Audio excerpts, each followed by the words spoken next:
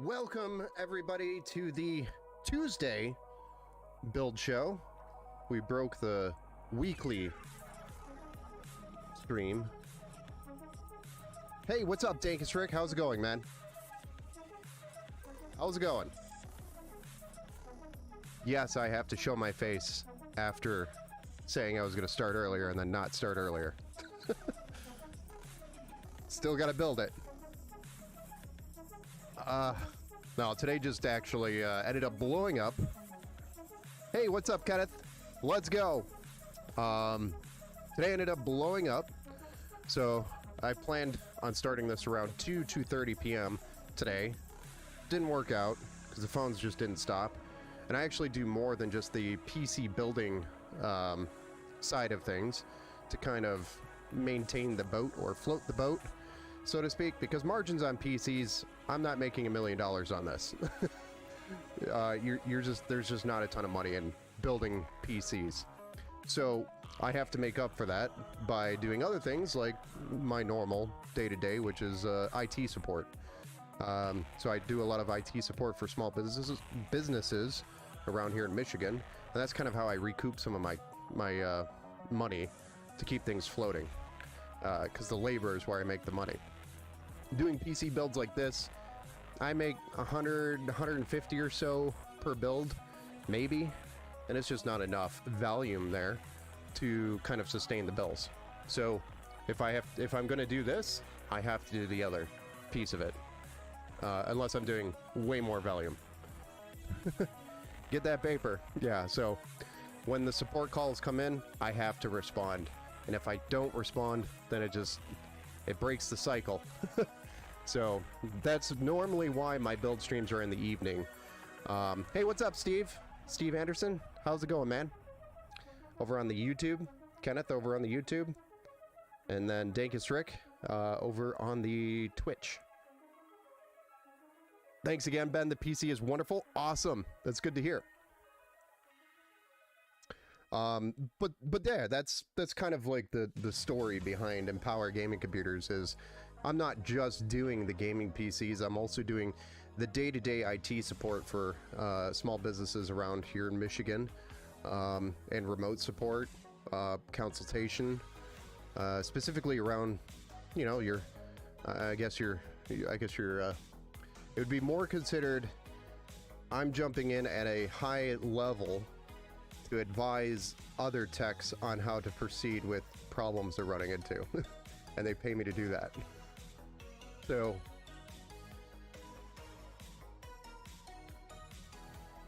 that's what pays the bills. So I have to do that. Hey, Eric Jones, thanks for the like over on Facebook. Thank you, sir. Shit, I might pop over to YouTube. It's where the part is.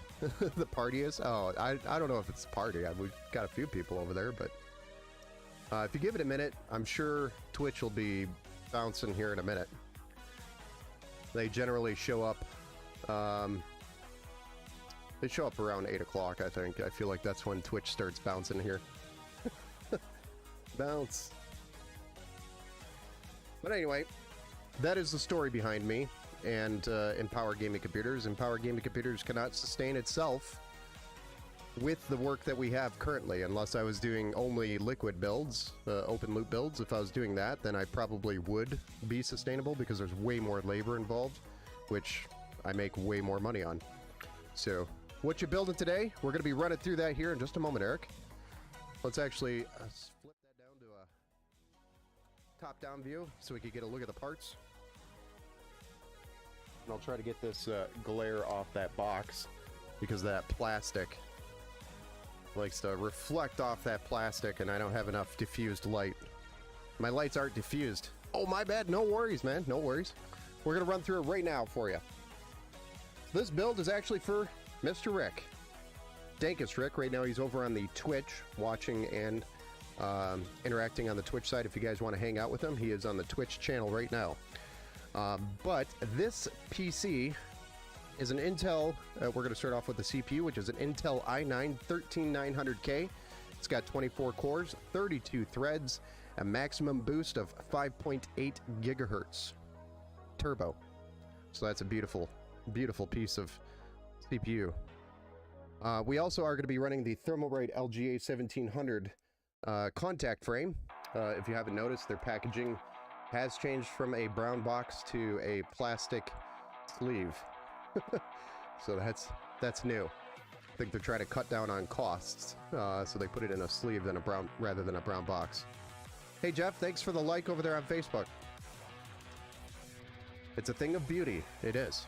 Thermal paste, we're going to be running the Thermal Grizzly Cryonaut Extreme underneath the cooler to help cool that CPU, the i9. And then we are going to be running the Deepcool LS720 SE Digital Edition. So the Digital Edition has the temperature readout here on the block, which is going to be right over the top of the CPU. I feel like the music's a little bit loud. Maybe I'm wrong. I'm gonna turn down just a wee bit. Looks like a sick build. It is. It is. We're going to be installing this CPU on a Gigabyte Z790 UDAC ATX motherboard. So it's this guy over here underneath all this. But it's actually the same board that we built with 2 days ago. Or 3 days ago. What was it? Saturday? So same board as Saturday. And then we also have 64 gigs of DDR5, 6000 megahertz, CL30, 1.4 volt, which is two 32 gig sticks. It's going to be running a dual channel, Intel XMP 3.0 supported. This is by G.Skill, which is the Ripjaws S5 series. So it's the standard Ripjaws kit. This is about the best priced RAM you can get. When I say best price, I mean value-wise. For the performance that you get out of it, it's pretty amazing. So this is CL30. The timings are really nice. On 6,000 megahertz, and it's 64 gigs. So it's a really good kit. Not as flashy as some of the other ones, but we saved quite a few bucks, because I'd rather put the dollars towards some other performance here, such as this bad boy down here. But we also have a 2 terabyte M.2 NVMe Gen 4 SSD. That's this guy. That's going to be our boot drive right here. And then we'll also have a secondary 2 terabyte Gen 4 SSD. The only difference is this one is slightly slower than this one. But this one's going to be our boot drive and our main drive, the faster of the two. But they're both pretty fast drives. And there's a reason why we ended up with 2 different drives. They're only slightly different. Very close in performance. You won't notice the difference, Rick. Video card is going to be the NVIDIA GeForce RTX 4080 Super. And this is where we put our money. In the budget, it was towards the graphics card. The most expensive component of the build, which is the RTX 4080 Super. And I was targeting the MSI Ventus 3X. But those quickly were sold out by the time I was going through and purchasing all the parts.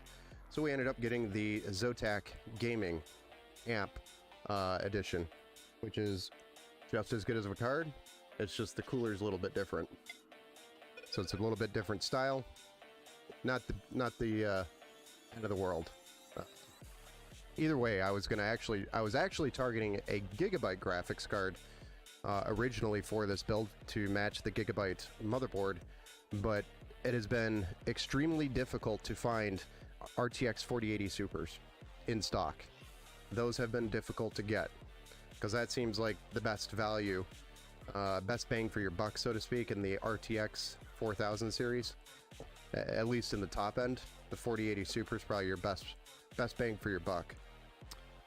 And those have been flying off the shelves, or they're just not making as many. I don't know what's going on, but it's been difficult to get these.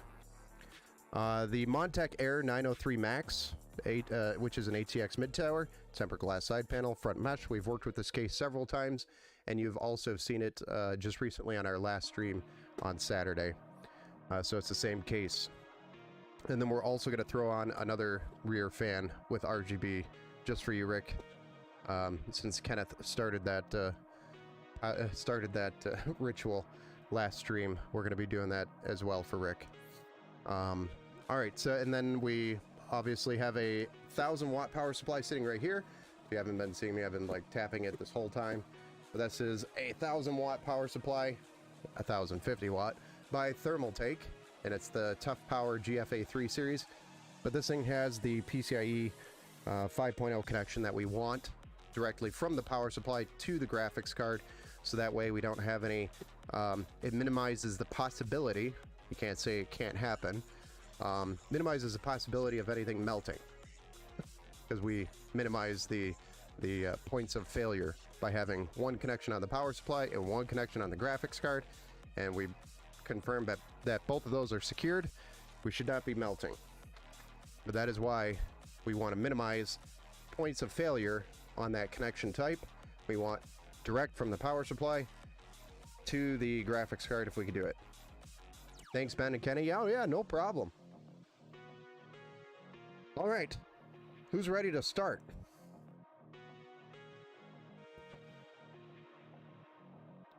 Rick's probably sitting over there like, I've been waiting all day for this.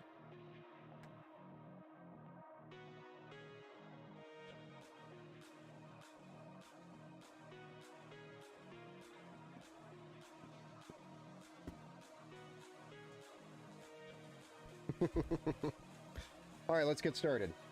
We're going to start with the Gigabyte Z790 motherboard.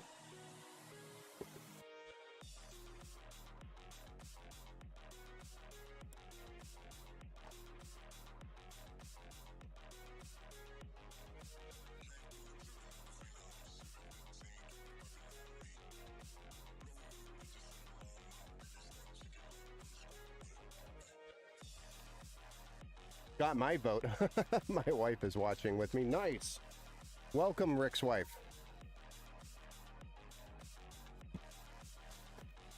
See, I just knew you shouldn't be at work. When you're watching, you need to be at home with your family so you can watch this tremendous thing happen. We are creating life of a beast.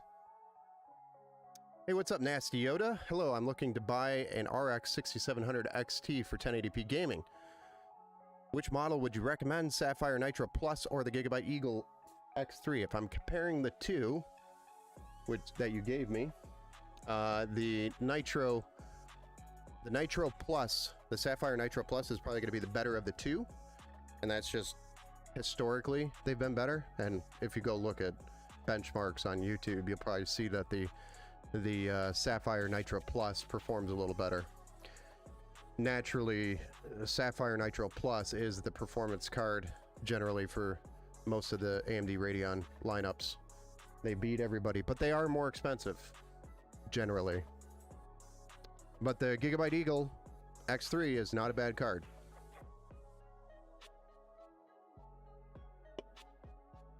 But the 6700 XT can actually go 1440p if you wanted it to. Right, first job, hand and emergency, canceled my night class I teach. Oh, nice. Yeah, you mentioned that earlier.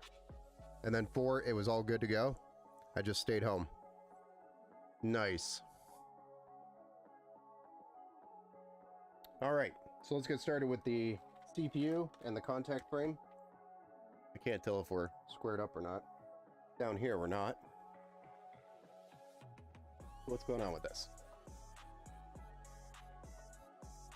Sorry, this is driving me nuts.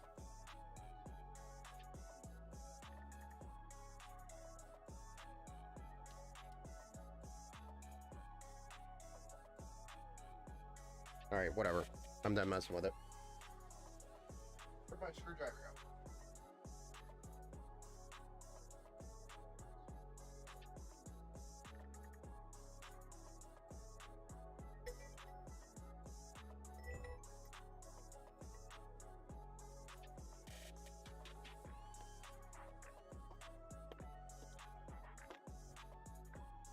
Phone rings, of course. Apparently the day is not done.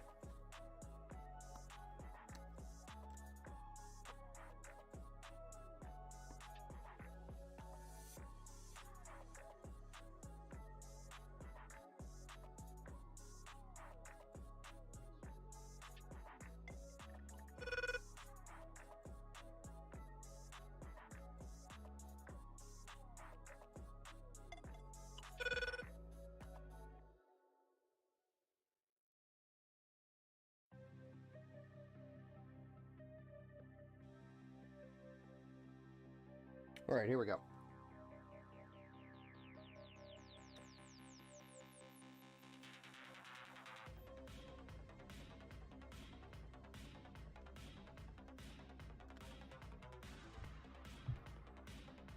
Gotta tell everybody I'm building right now. Don't bother me.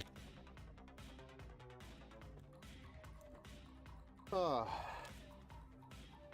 we're going to remove the stock LGA 1700 contact frame just like we did in the last build. The cooler isn't going to be tied directly to it.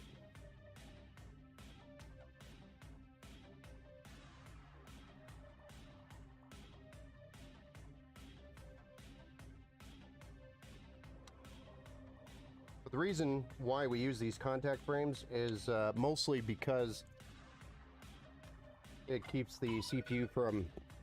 It keeps the CPU as flat as possible, which gives contact to the CPU and cooler, or increases the contact from the CPU to the cooler, which increases cooling, or decreases the temperatures. Helps decrease the temps. I don't know why my brain's so all over the place right now, sorry.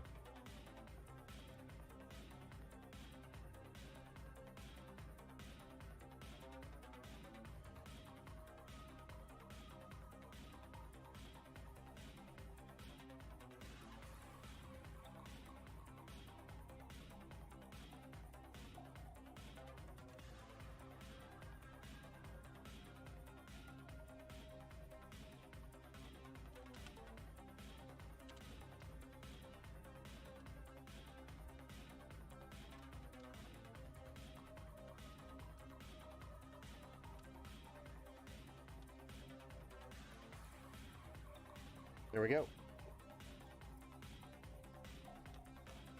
All set.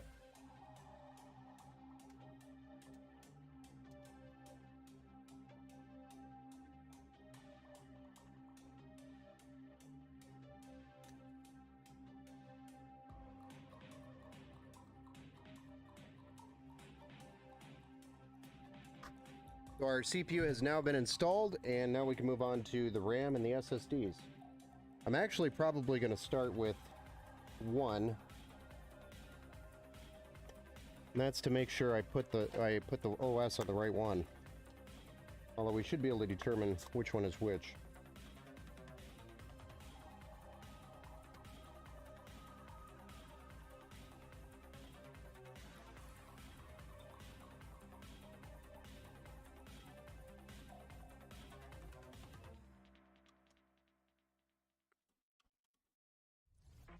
Right, first, since I got my new PC, I will not be buying the PS5 Pro.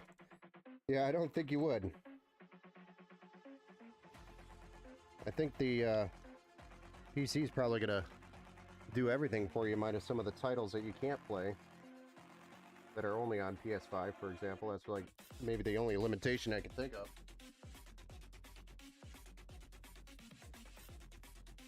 But in regards to performance, you once you go PC, you'll never go back.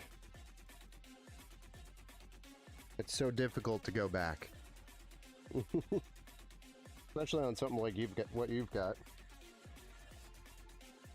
Or what Rick is going to have here soon.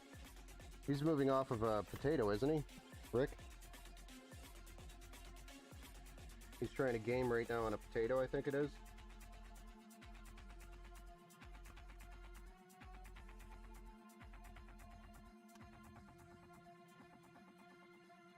But he's going to have a significant change.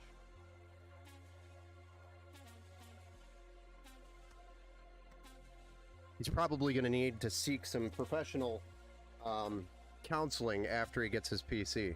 Rick. Oh yeah, 8-year-old Linux laptop, 8 gigs RAM. You're probably going to have to seek some professional help after you receive your PC.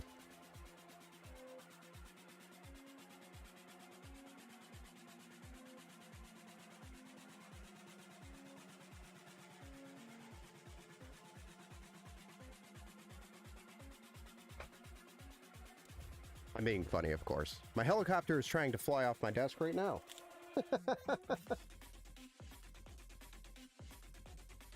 Is the beat keeping up with the chopper noise?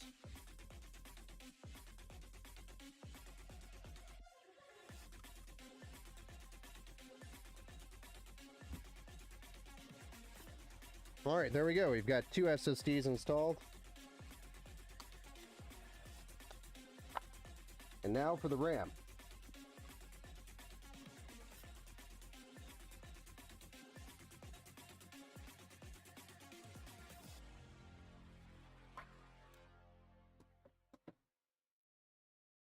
We're going to put it in A2, B2 on the slots here.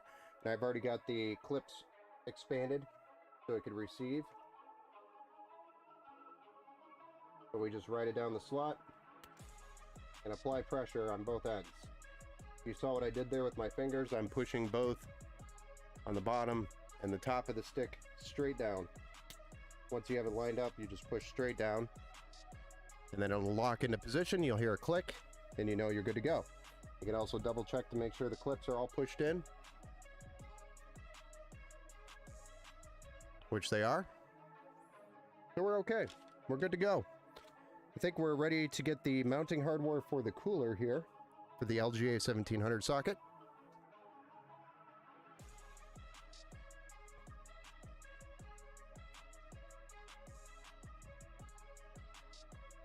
The fans in this music makes me think I'm in some kind of action.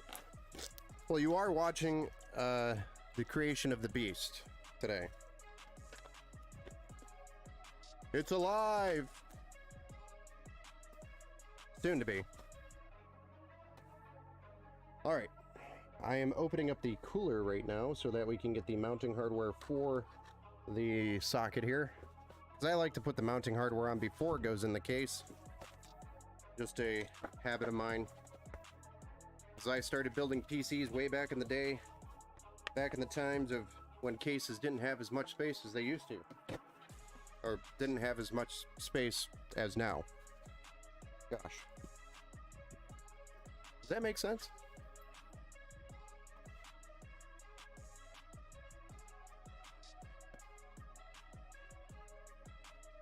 Hello there.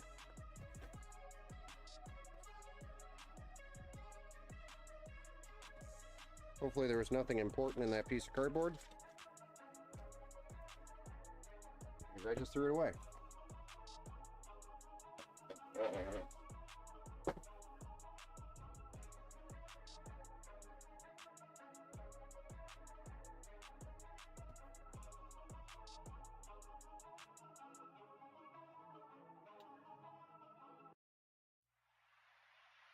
I confirm there's nothing important inside that piece of cardboard.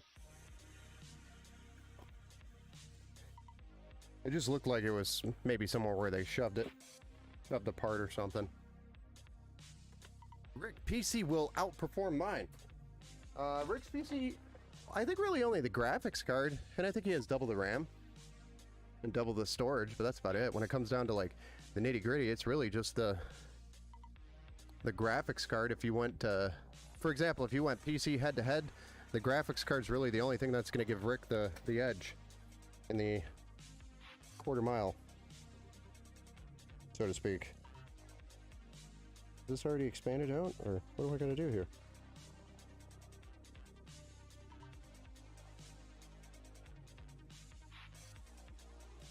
Maybe not have the logo upside down? I just put the bracket on the back of the motherboard here. Look at how off that is. Why is that so off? I'm just wondering. Why? There we go. It's more centered up for me anyway. But if you look closely, we added the... Come on. There you go. Added the studs here for the cooler. And now I'm going to just put the rest of the hardware on there. How's your build running? I'm so stoked to get this. Over on YouTube, I think that's to Kenneth.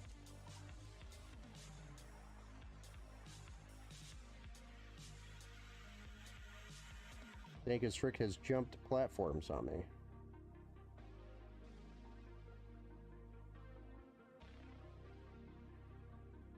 Well, this is unique.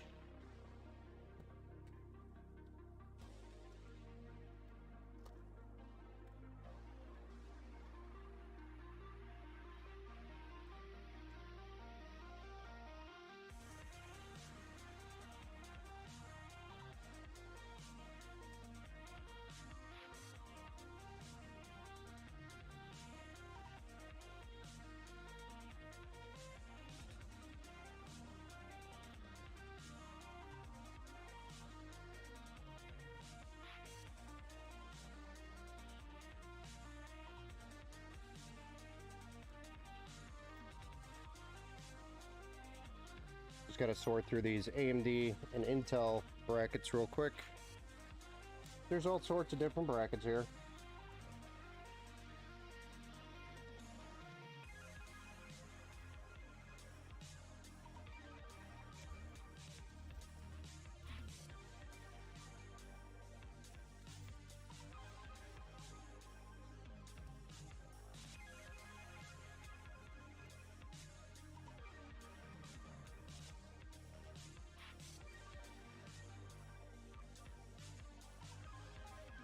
All right, we're ready for the case. It's case time.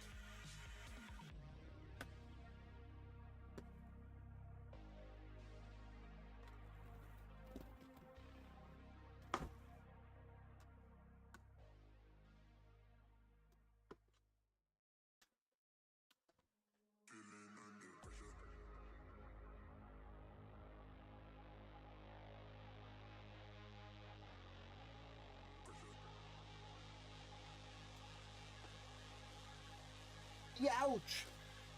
Lots of static electricity. Holy smokes. Woof. Yeah, if you're here in Michigan or anywhere near Michigan, there's been a significant temperature change over here. It's like 55, 60 degrees here.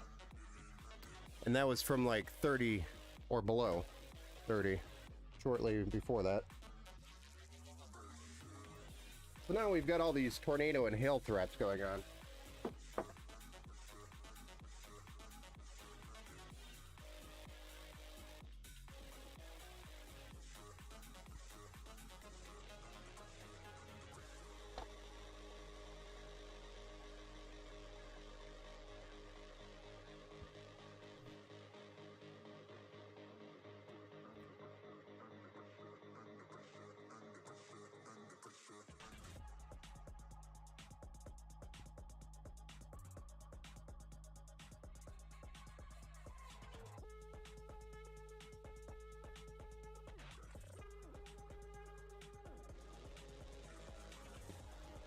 Since we already know we're going to be removing this fan, I'm going to straight up pull it now.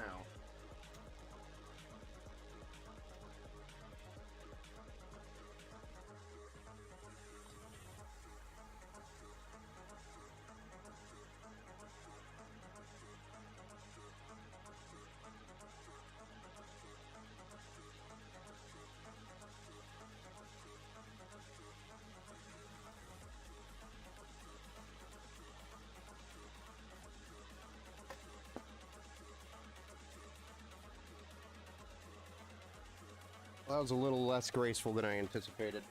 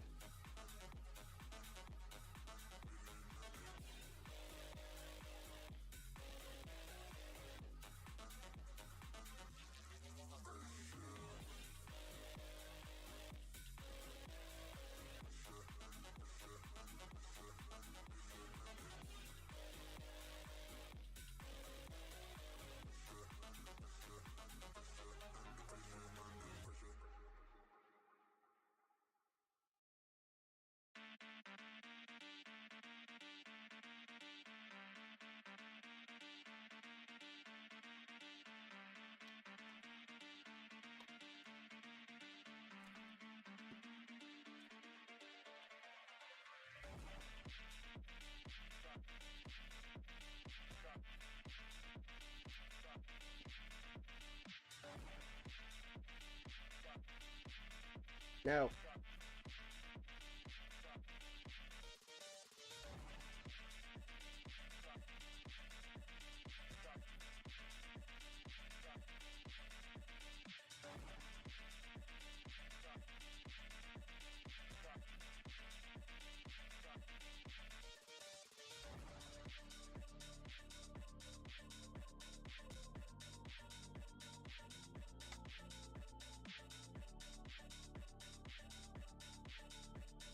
just gotta order the last part for the upgrades. Let's go.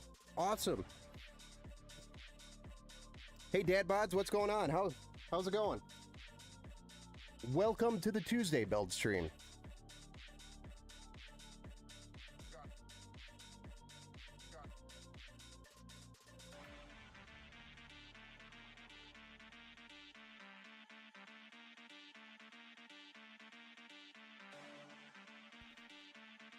Got that out of the way. That RGB fan in the back, so we don't have to deal with it when the cooler's in there. Let's go ahead and drop the motherboard in.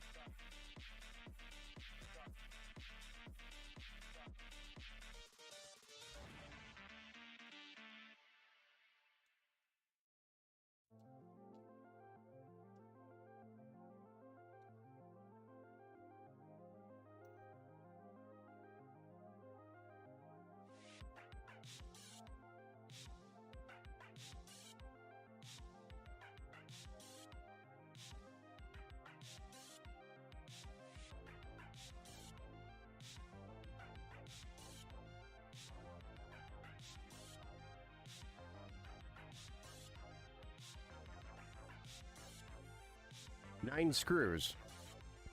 9 screws to hold it all. It's a Lord of the Rings kind of quote.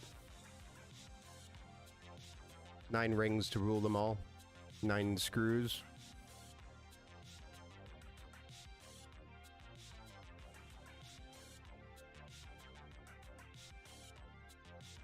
I've got so many terrible dad jokes.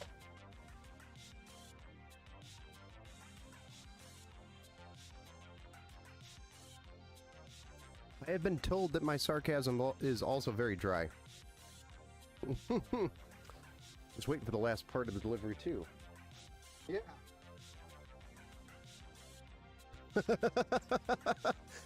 Except yours comes all assembled.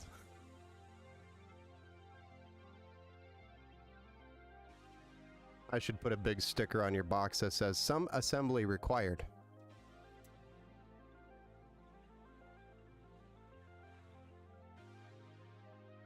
Or box 1 of 2.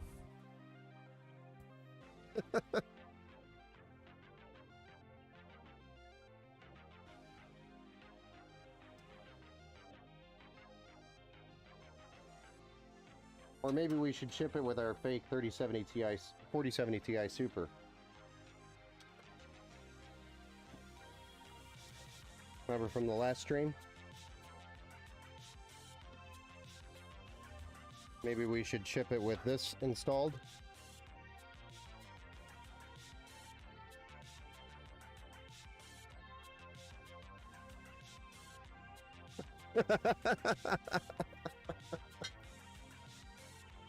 Sorry. If I had more time and money, I would do that kind of stuff to people, but I don't have the time or the money.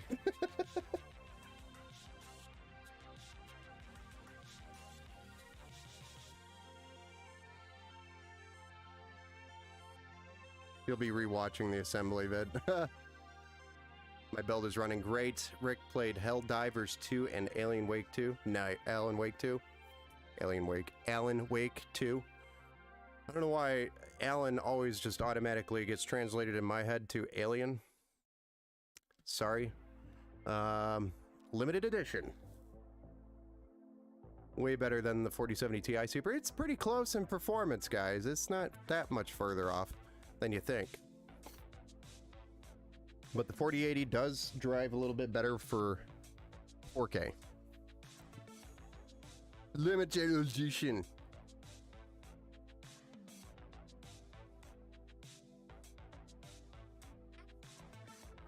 Oh, okay. Okay. Nice. All right, so we've got the rear fan installed, or swapped out for the RGB fan. And then we've got the motherboard, CPU, RAM, SSDs installed. Really next, we'll want to get anything up here at the top plugged in, like the UPS cables, etc. Because it's going to be very difficult to get up there later. Get up in there later. I'm going to plug these in. Fan header. Because this is going to be going to the cooler. But I want it to be plugged in before we get up there.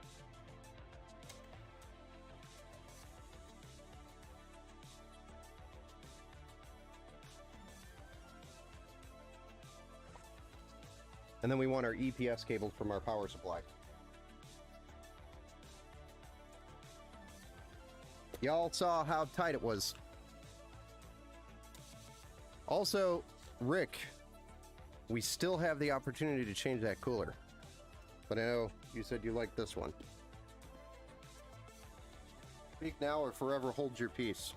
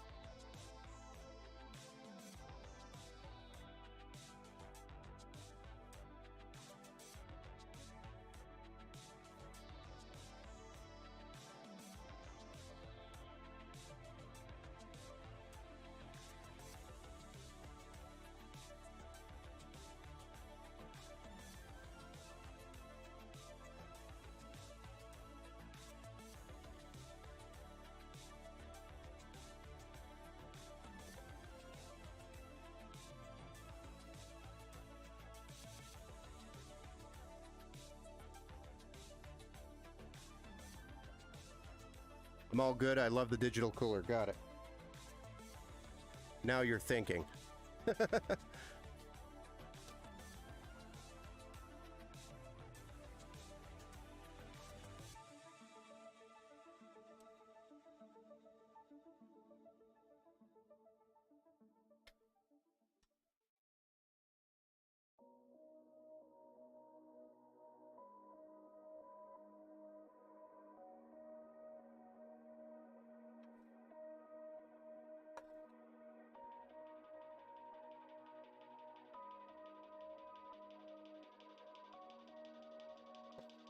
All right, with that installed, we can actually go ahead and mount the cooler.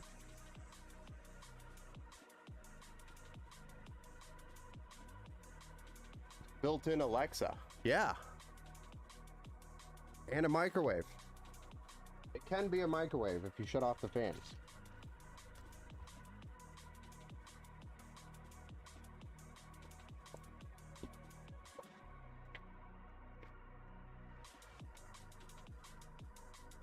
But using your PC as a microwave may void your warranty.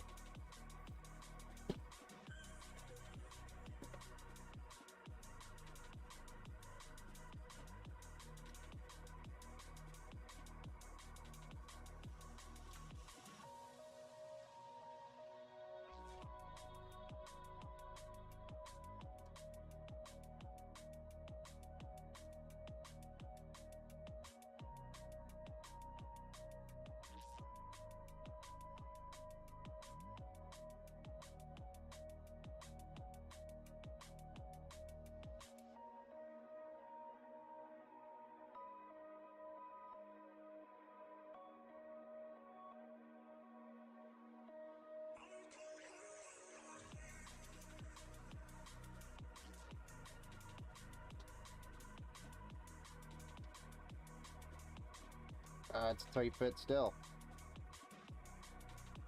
I think it's just the placement of those EPS cables on this motherboard. Almost just stabbed myself with a Phillips screwdriver in the chest. That's okay. We need some excitement on this channel.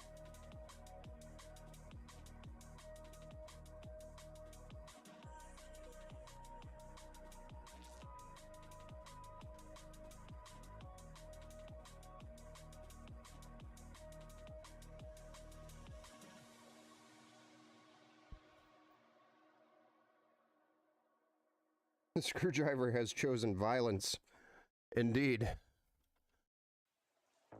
Most likely would work as a dehydrator. Your whole room would work as a dehydrator with the PC, actually. Not just inside the PC. But yes, you're not wrong. It dries out the air.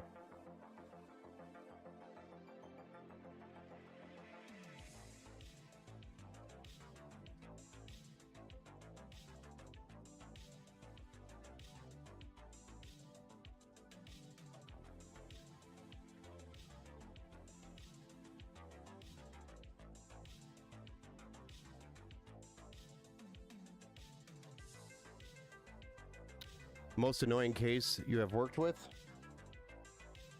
I can't even remember the name of it. But it was a very cheap case. The cutouts were sharp. Everything you touched, you just cut your hands. Anything you tried to fit in the case just wouldn't fit properly. So you had to fight every step of the every inch of the build. You had to fight with the case to make it fit. I can't remember the name of the brand. It was some off-brand case. It was like a $40 special. The Wish.com special, pretty much. But I mean, you gotta experiment with case brands. That case ended up not making it through the build. I ended up,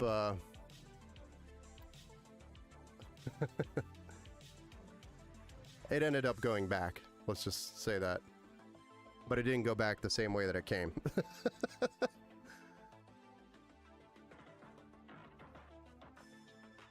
Kind of wanted to get the O11D because it looks nice, yes. The O11D is a very nice case still, and it's actually one of the original, I guess, it's basically what took computer cases, the O11 Dynamic, and modernized the look. Lian Li has been probably responsible for all the generational leaps in cases, to be honest with you. Because after they produce a case, all the other manufacturers follow suit. Throwing that out there. Lian Li has always been the leader.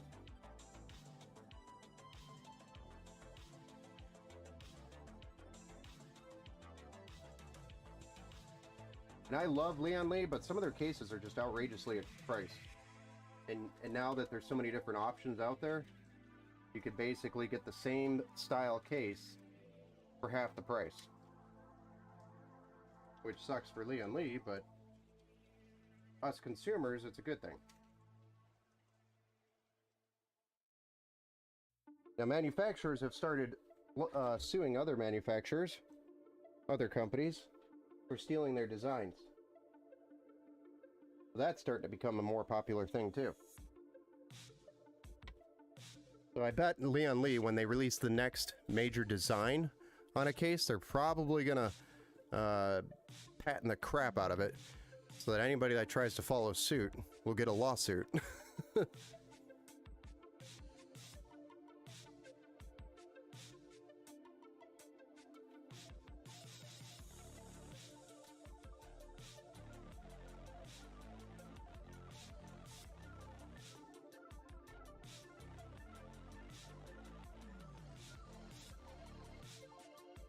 I'm just putting this on a piece of foam so we don't scratch the screen on the top, even though it is covered.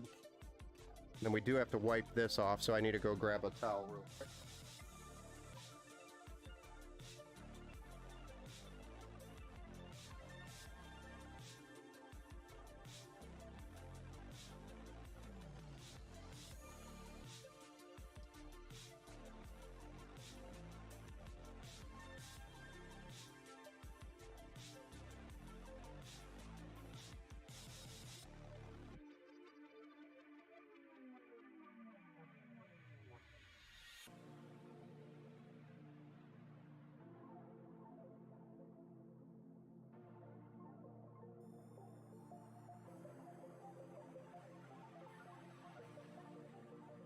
because we're going to be using Thermal Grizzly. We're going to wipe this stuff off. Perfectly fine to use, but the Thermal Grizzly is going to be better.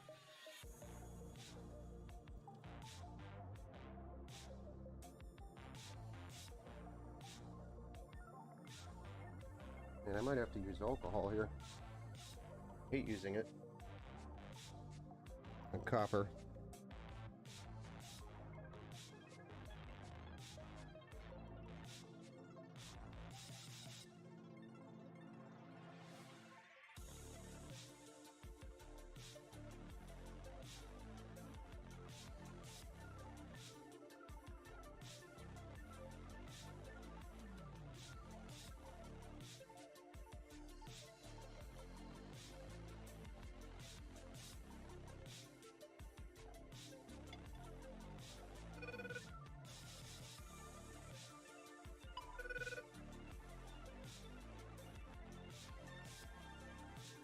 Yeah, the O11 Dynamic Evo is probably going to be the case you want to look at.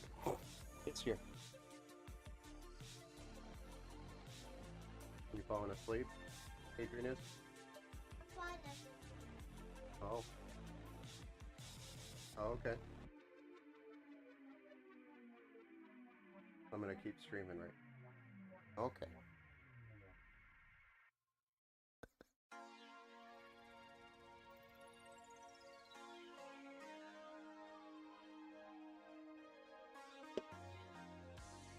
Hey Ben, since I have the 4070 Ti Super, how long will this build last me? I cannot predict the future, I can only lay down the facts, Kenneth. So, the fact is, 10 years ago, if you bought a PC 10 years ago, the PC would likely last 8 to 10 years. And that was because the speed at which technology was advancing, or the demand by software, was not as advancing as quickly as it is today. So if the rate of software asking for more out of hardware keeps continually increasing, you will have you'll be needing to upgrade sooner and sooner. But I would assume, just based off the facts, that you should get at least a good 3 to 5 years out of the PC. Wellness lost connection before the message sent. Just had to test drive the Jeep after swapping the front passenger rotor, brakes, and caliper because the caliper put in 2 weeks ago was faulty. Oh, that's shitty. You get those headlights done? The headlights are... The headlight situation is resolved. Yes. We resolved that on Sunday. And it wasn't as bad as I thought it would have been. And also, I looked at the quote that she was talking about. She asked for a complete headlight replacement, not just the light bulb from the dealership. So that is why the dealership was going to charge her $1,000. She never took it in. I didn't have all the facts, but it sounded kind of weird to me.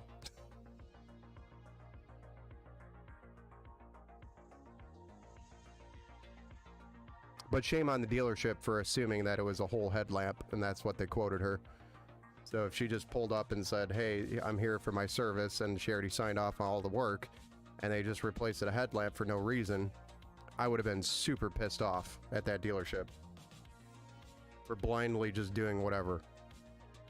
Because nobody took the time to take a look at it and see what actually was the problem.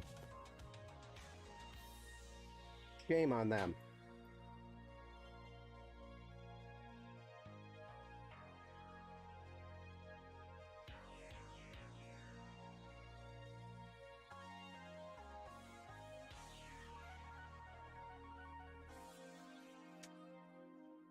Oh shit. We just lost a screw in the abyss. Oh, it's good.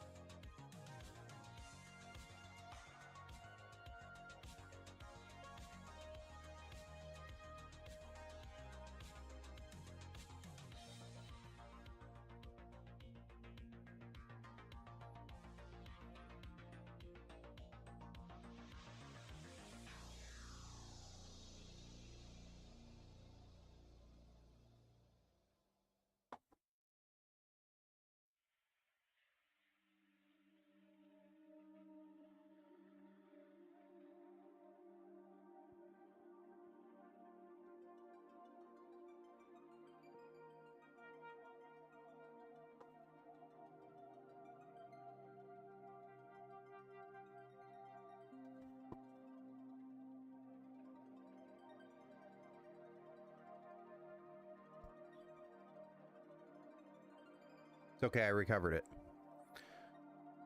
Still, cans aren't that expensive. Yeah, I believe you. I agree. This screw really does not want to go in this hole.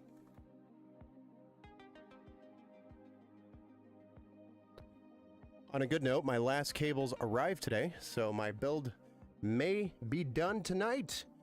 I feel like doing more work with my hands.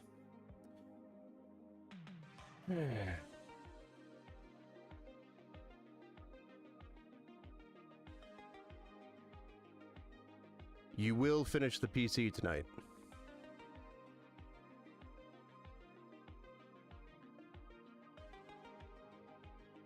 Do not try, do. There is no try, only do.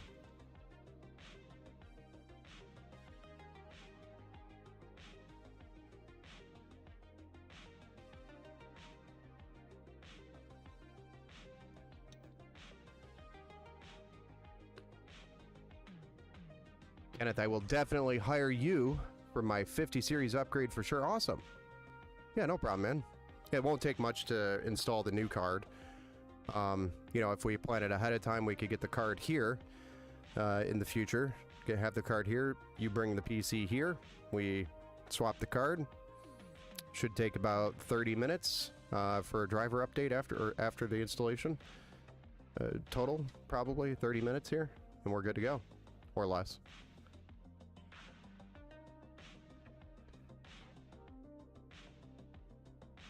Hey, Poppy, what's up? Your Tedet's friend? Oh, nice. Mo. Oh, gotcha. Welcome to the build stream over on Kick. We don't have a lot going on over there on Kick. Most of everybody's hanging out in Twitch and on YouTube. That's generally where everybody hangs out. I don't know why the Kick just doesn't get a lot of action. And I don't know why. But we're streaming to all the platforms right now.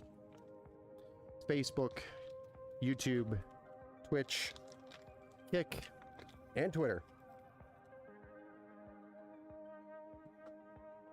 So here's our super fancy Thermal Grizzly Cryonaut Extreme Thermal Paste. It's the pink goo.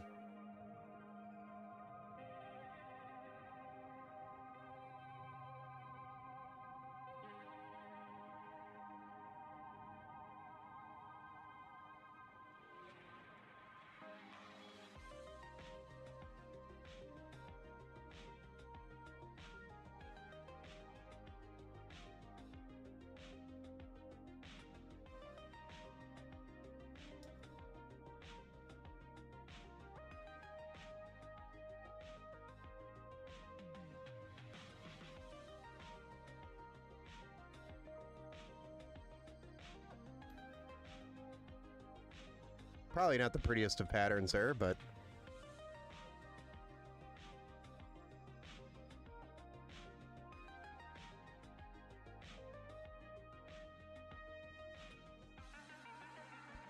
not bad.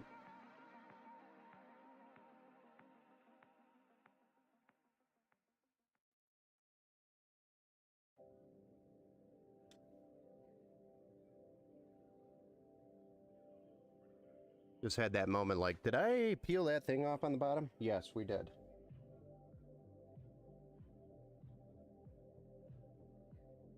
Just gonna get these thumb screws started here on each corner or opposite corners.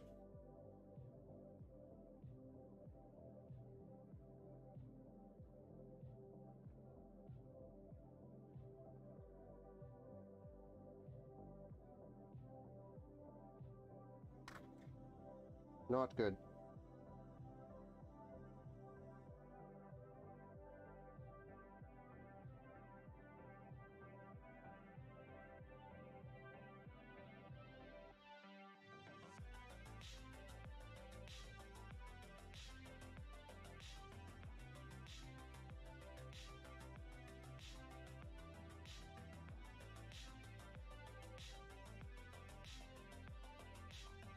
Well, see, after this shower, I may just want to play some Elden Ring.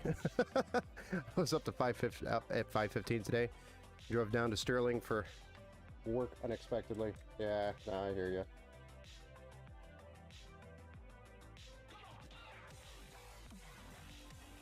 Hey, thanks for the follow over on Twitch, Mr. Poppy. Army Vet, finishing moving everything to the new case. Always a great feeling when everything works on boot. Yes. Hey Timmy, what's going on, man? Need help? I'm gaming. Gaming monitor. How do I find out a refresh rate? If you right click on the desktop, Timmy, and go to display settings, also, this depends on which operating system you're on. But if you right click out on the desktop, go to display settings, and then at the very bottom of that page, you're going to see advanced display or advanced settings. Don't remember exactly the right term there, but click on advanced, and then you'll see your monitors that you have plugged in and the refresh rates. You can actually change the refresh rates right there in Windows, depending on if it's supported or not by your monitor. And very important, if your display cable or your HDMI cable does not support the speed, it is not going to deliver the speed that your monitor can run. So if your monitor, for example, is 144 hertz, but your computer says it can only do 60 hertz, that generally means your display cable, display port cable, or your HDMI cable is not working correctly, or it doesn't support that speed, meaning it's a very old HDMI cable.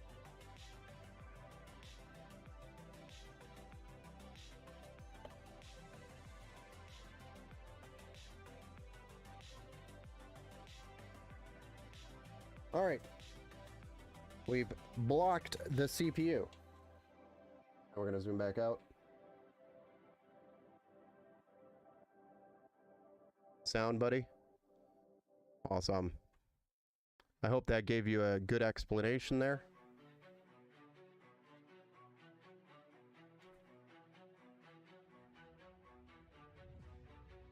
That is simply how you can do that. Yes, Army Vet, congratulations on finishing that move from the old case to the new. You have the cooler mounted in the top now, Army Vet? Can't forget the P-less. What do you mean by that? The P-less. I feel like I missed something. I missed some part of that conversation, I feel like. Or I do suffer from short-term memory loss. Yep. Set you a pick too? Nice. I'll take a look at it here in a bit. Peels, yes. No, I will not forget the peel, don't worry. Did I read peels? Thank you, Scott, for the clarification. P-less. Peels is actually... Thank you. You can tell I'm old.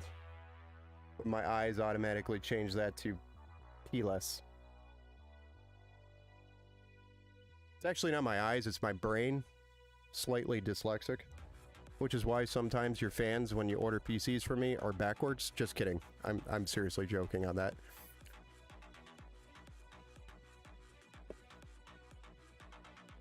I just wanted to see how Rick would respond to that.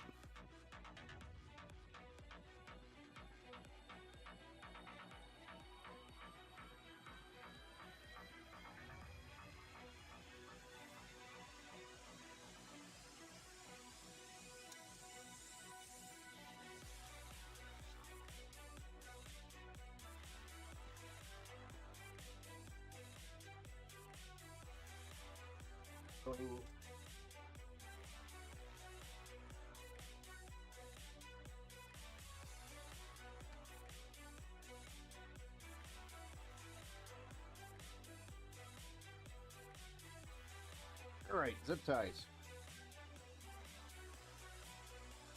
Time to get a few zip ties on this.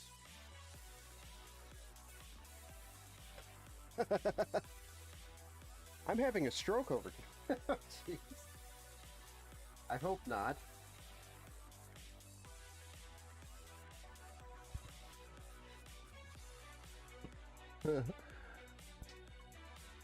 Hey, what's up? I hope you're not having a stroke over here, dude. Over there. I wonder how that could work out. Like, if somebody gave, like, somehow caused something to happen from a stream, can you sue the streamer? I don't know why I keep going to lawsuits.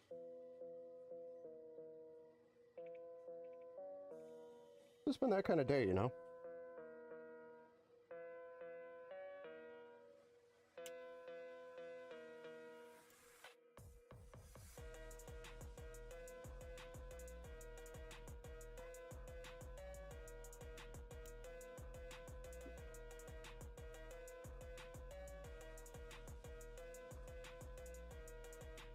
Alright, getting this nice little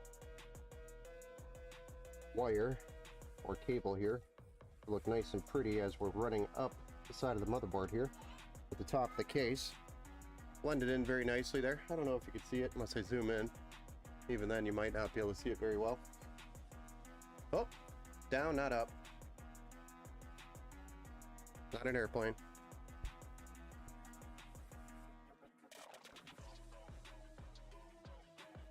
Probably God of War. Nice. So Rick says the first game he's going to play on this is God of War. I think that's a good selection. Me, I would totally play Mario Kart Double Dash on an emulator.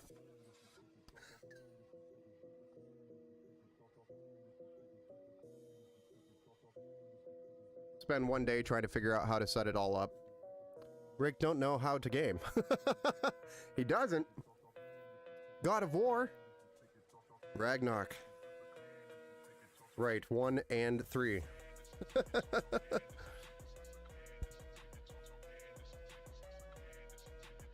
I'm assuming you're a buddy of his.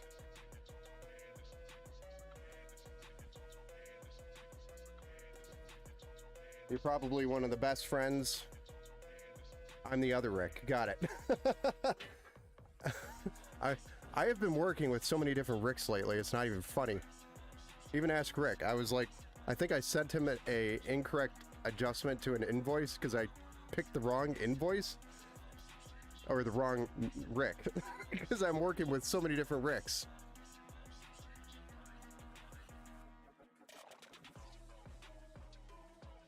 I beat that on PS5. Nice, Kenneth. Is my boy. Nice. He's your boy. Might be working with another soon, just saying.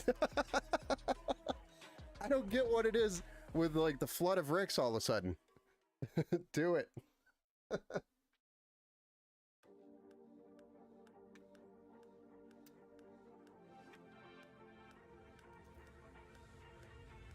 Alright, so now that we've got the cooler mounted, let me pull the mic over here so maybe you guys can actually hear what I'm saying. But now that we've got the cooler mounted, we can move on to the front panel connections, which is this mess of cables back here. And I'll try not to forget the reset button this time around.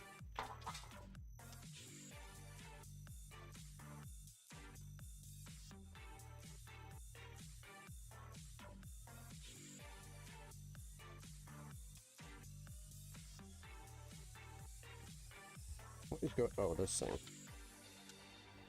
Come on, dude. Why you gotta be like that? Bruh.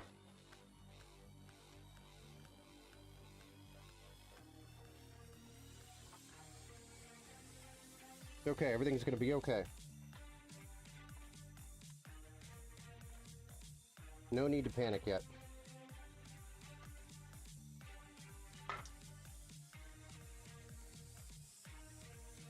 Okay, I'm starting to panic.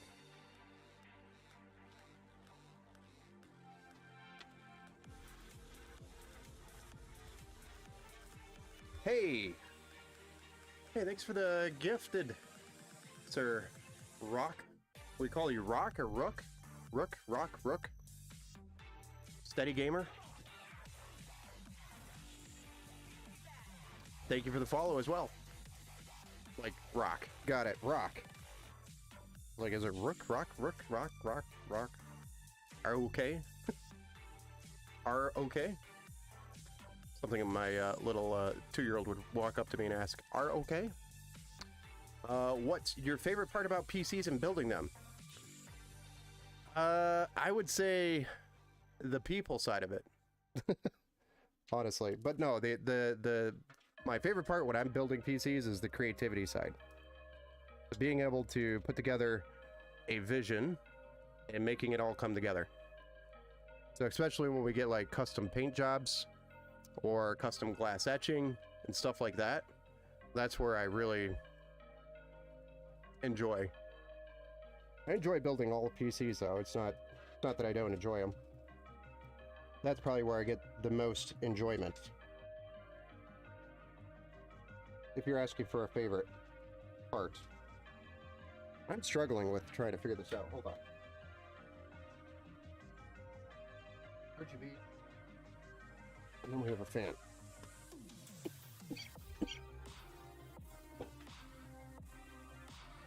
Excuse me.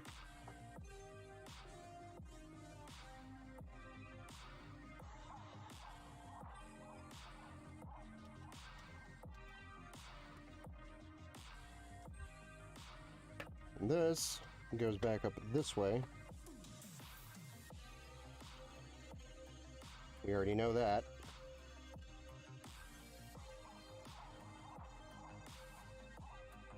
Okay. Then the only other thing I gotta run down this way is USB connection from the cooler, which is gonna be for the digital connection. Right? And that's a USB 2.0 connection. Flip it over. See what happens. Probably not going to be able to see much here, sorry.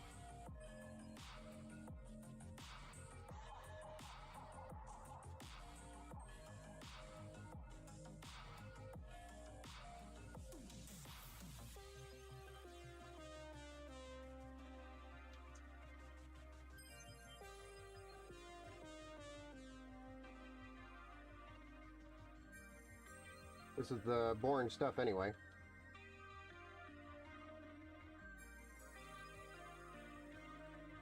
Right now I'm plugging in the reset button, the power switch, and the power LEDs.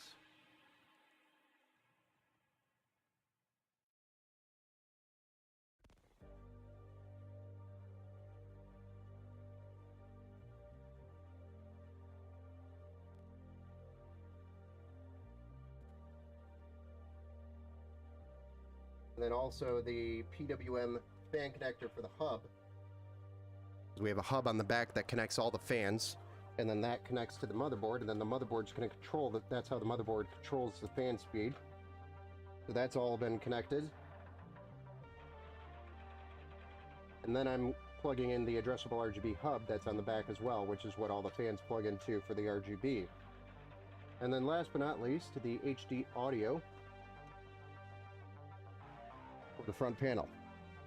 So your AUX connections on the front panel, they connect down there as well. And then we have USB-C and USB 3.0 here. This big blue one here. This is USB 3.0 for the front panel. And then this smaller one is USB-C. Front panel USB-C. Also important to plug in the right way.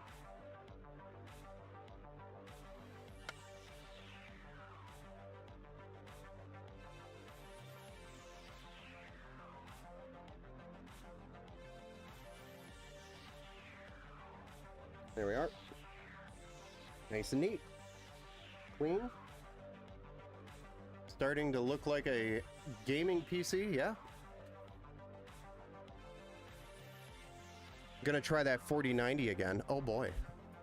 So, I seen the build sheet. This is a 4080 setup, right? Can you get your hands on a 4090? Yes. I should clarify for not a ridiculous price.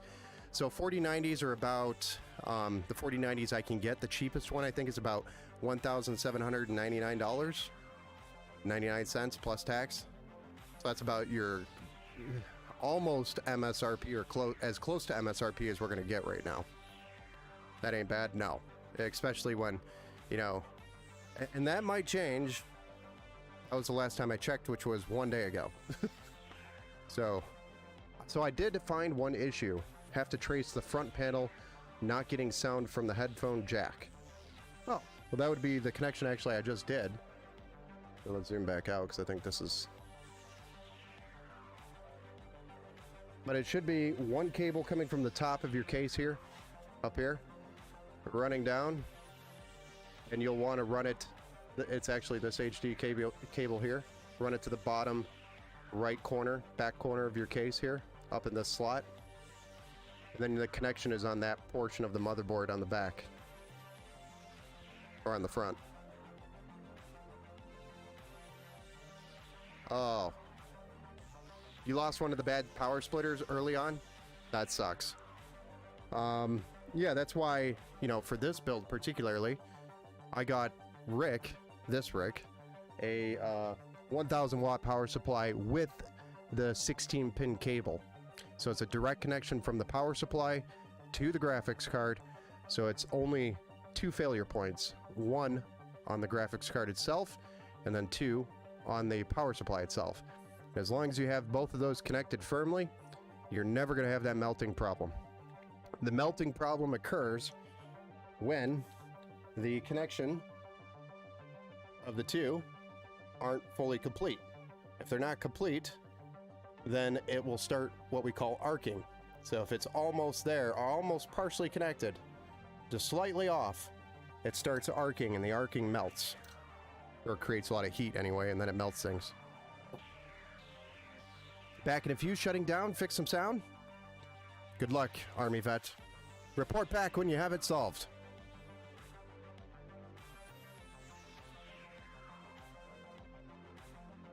Well, that's generally what happens when the melting issue occurs, and usually it's because of whoever plugged it in, or during shipping it came loose. So generally, anytime you're working with a 4090, or anytime you're working with that 16 pin or 12 pin plus 4 12 volt high power connector, also known as, it has so many different names right now. 12 VHP is one name, and then it's called 12 plus 4 connector, and then it's called PCIe 5 connector. I mean, I wish we all would just have one freaking name for this thing, because then I could maybe better describe it to everybody. But that connector can come loose. And that happened a lot when they used those dang 2-into-1s when they first came out. Oh, gotcha. Yeah, it's the cheap adapter that comes with the card. I'm following this video back and checking everything this long ship to Florida. I've shipped quite a few PCs out there, Rick, and so far my experience with UPS headed that way anyway. Maybe I've just had good luck. I'm just kidding. But I do know some really good guys down there in Florida if we do need any help with anything on the technical side. So make sure to give me a call if we do have any problems with it. I know I have a lot of contacts, or I have a couple of contacts down in Florida. But yeah, so it's important to make sure it's just plugged in all the way. So that's why anytime I'm working with that connection for any of the graphics cards like that, automatically you get I get the power supply that has the supporting connector for it. It just minimizes the possible points of failure.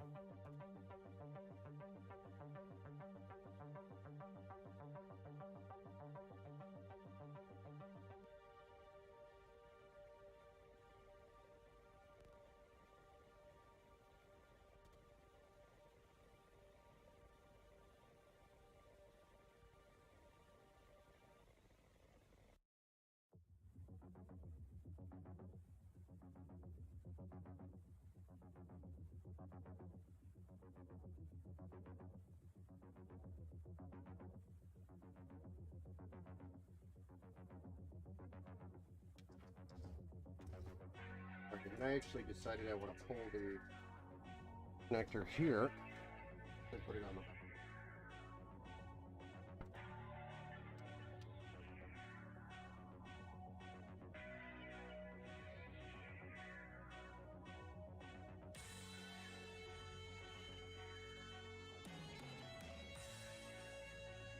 to give Rick a better experience. More simple experience.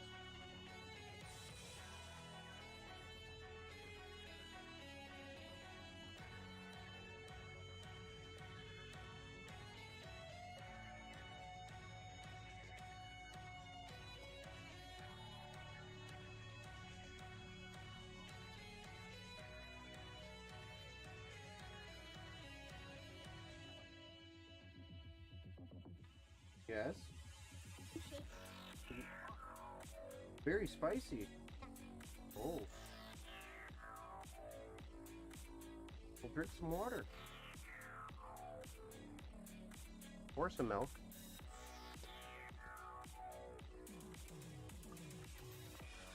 Milk's gone. Well, go ask Mama.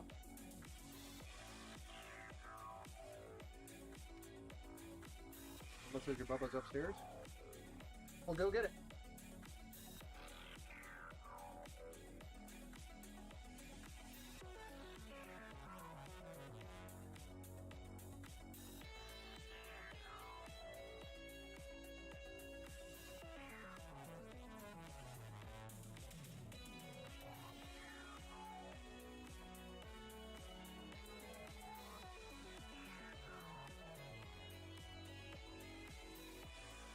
Yes, build my boy's computer. This is great. Yes. I'm doing it.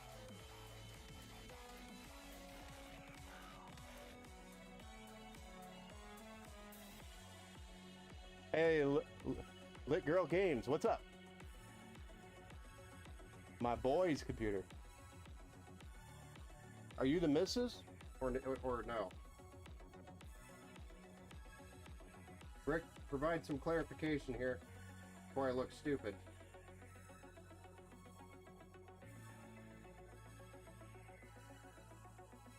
Oh, Lord, no.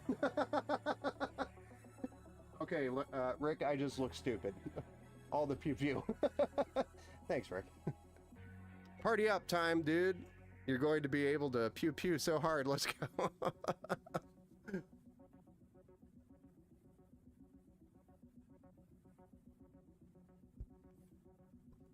You just stroked my ego. Oh, good boy. She's Canadian. Oh. I understand, Rick.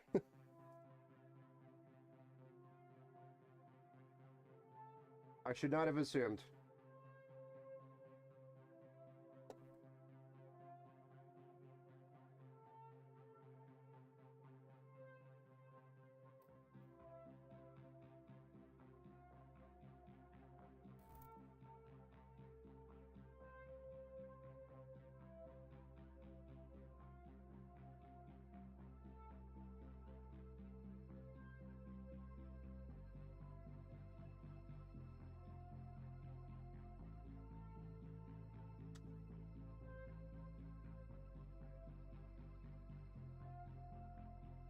Okay, I think we're ready for what? Since we've got all this straightened out.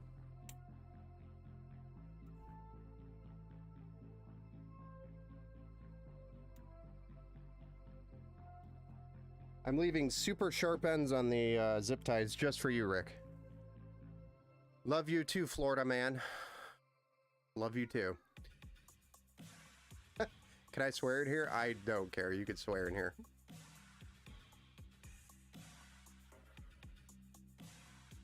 I actually have no idea if I have Twitch chat set to censor anything. I don't remember. Because I'm old. You know.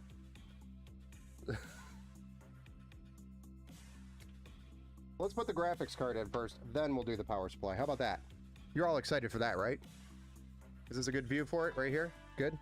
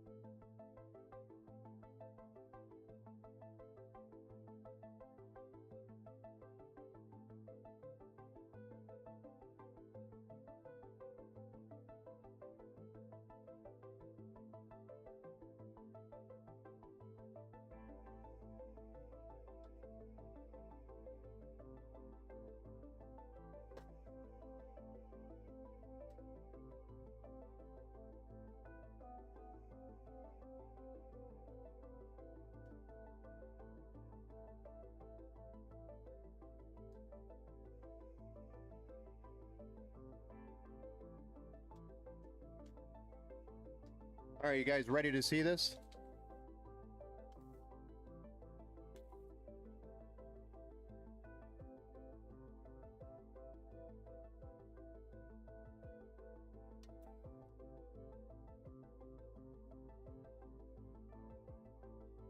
Look at that. It's an RTX 4080 Super. Just for you, Rick.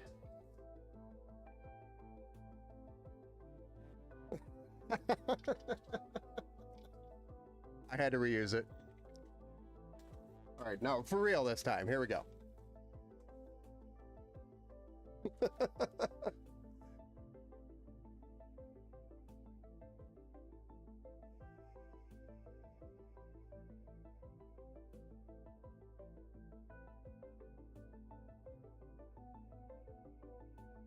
Beefy.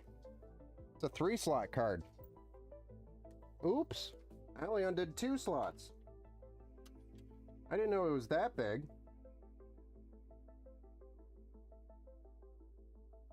I know there's lots of open... I'm vulnerable there. All right. Time to do some peels.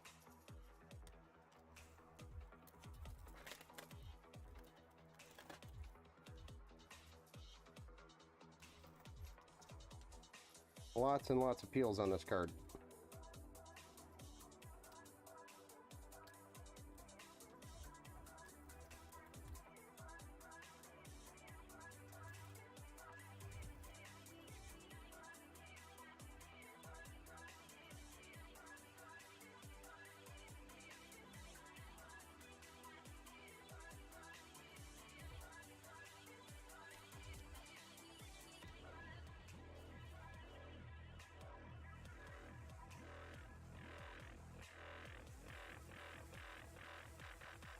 And we're ready.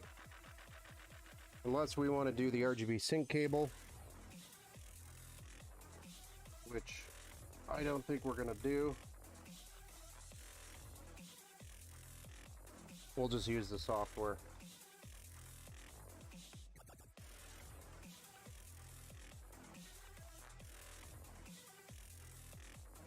So, Rick, this is the part that you'll want to be paying attention to, but you line up these gold pins here, these right here, and you can even clip this portion of the video because you're going to have to do this process when you receive the card. But you line it up with that slot right there, which is that silver looking one. Those gold pins line up with that slot straight up and down. And then you have to make sure your teeth on this side are lined up on the case here. And then it should just drop right into the slot very smoothly.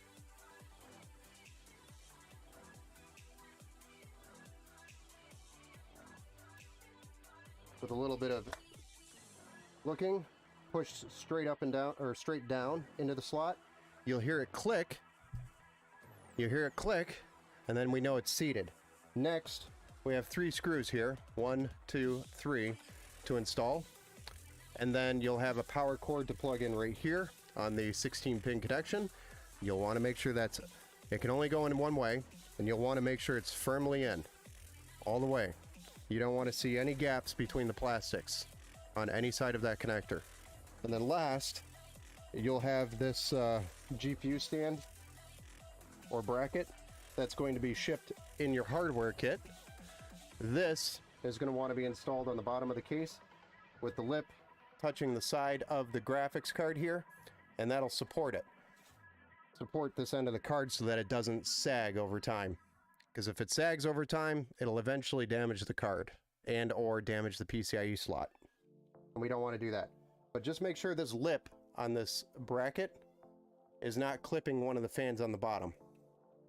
So just make sure it clears that and you should be all right. You gotta hold them up. It's like a push-up. But I call it a kickstand. Other people call it dildos, but same difference.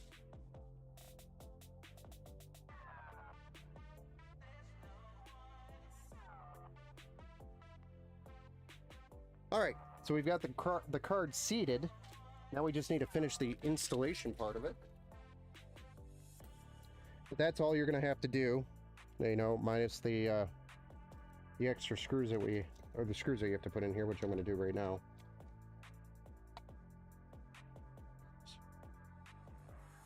So it's these little thumb screws here. They're kind of a pain in the ass, so I'd recommend using a very magnetic Phillips screwdriver for this process, and that'll help. You don't do what I just did.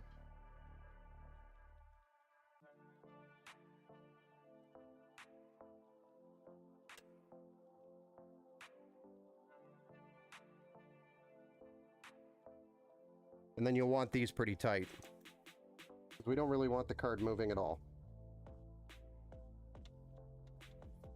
So torque it down until it pretty much is good and snug. But you don't have to worry about breaking anything here.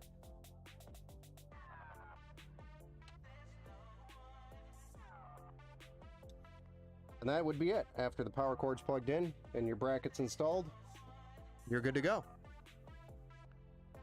So you can clip this if you'd like, or reference the time on the video and just go back to it. And you can also call me. We can do a one-on-one GPU installation call. Right on. I have a buddy 3D printing my Yuku holding it. Oh, nice, nice, nice. Yeah, as long as there's something there, should be all right. What? I just want a butt. You fell on your butt? Yeah. Oh. You fell on your bed? Off the bed? Oh. Ouch. Are you okay? And that one. It hurts? Where?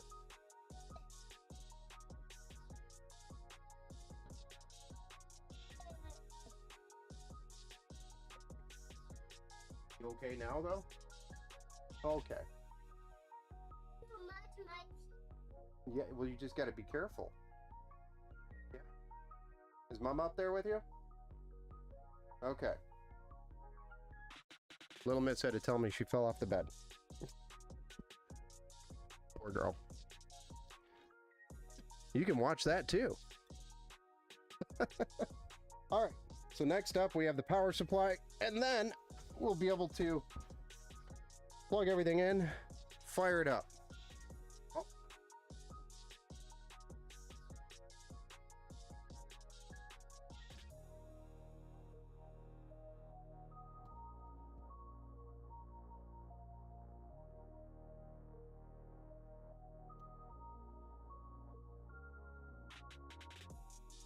And this is again a 1000 watt power supply by Thermaltake. It's the Tough Power.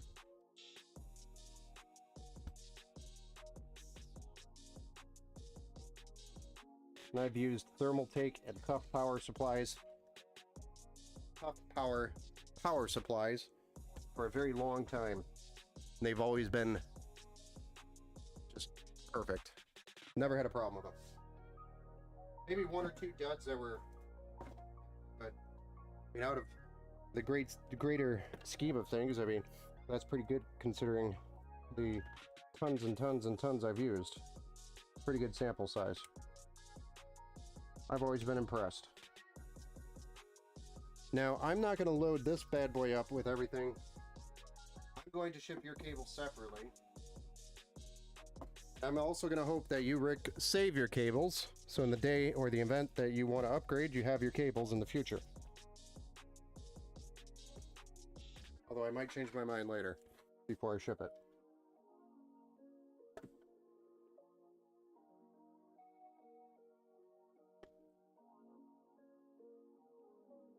Need one of these guys. Oh yeah, pick the biggest one.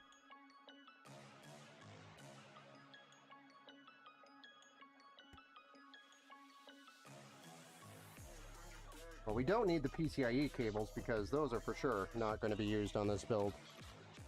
So I'm just going to load it up. May as well. And then zip tie it in here. One less thing to pack, and we know where the cables are. Rick can't accidentally throw them away.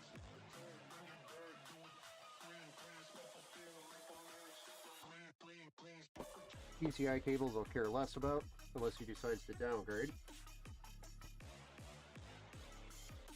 NVIDIA also has reported that they're planning to standardize that cable connection.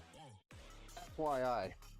So if you're planning to avoid that, you're eventually going to be required to use it on all NVIDIA graphics cards in the future.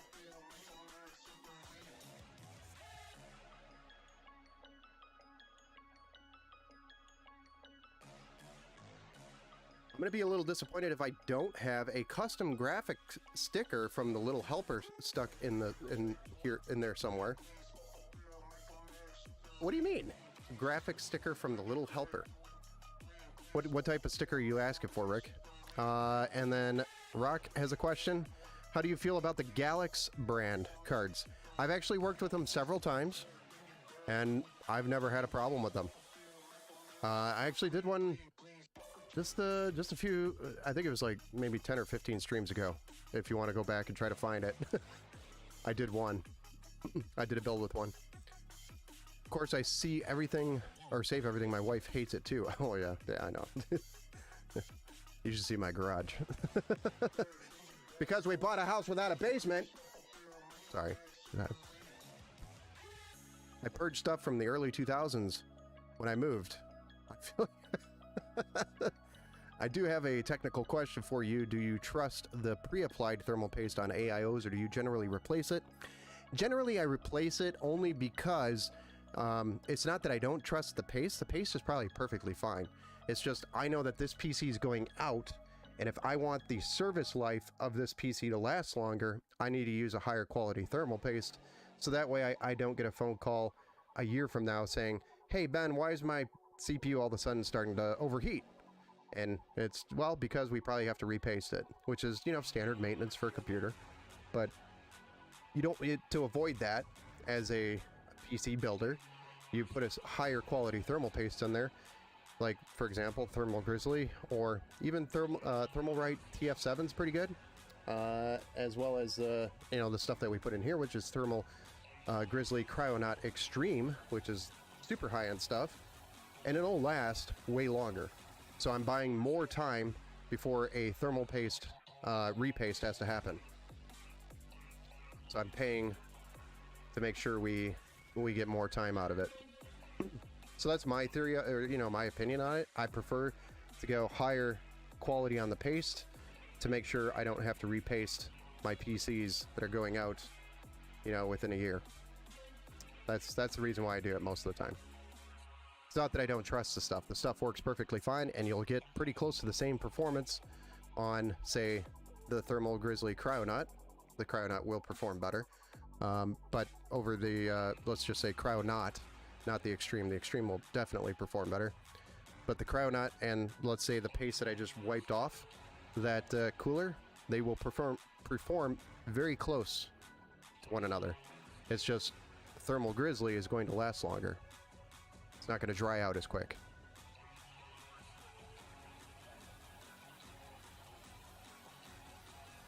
Cool, I bought a Corsair, so was just wondering. Yeah, no problem, man.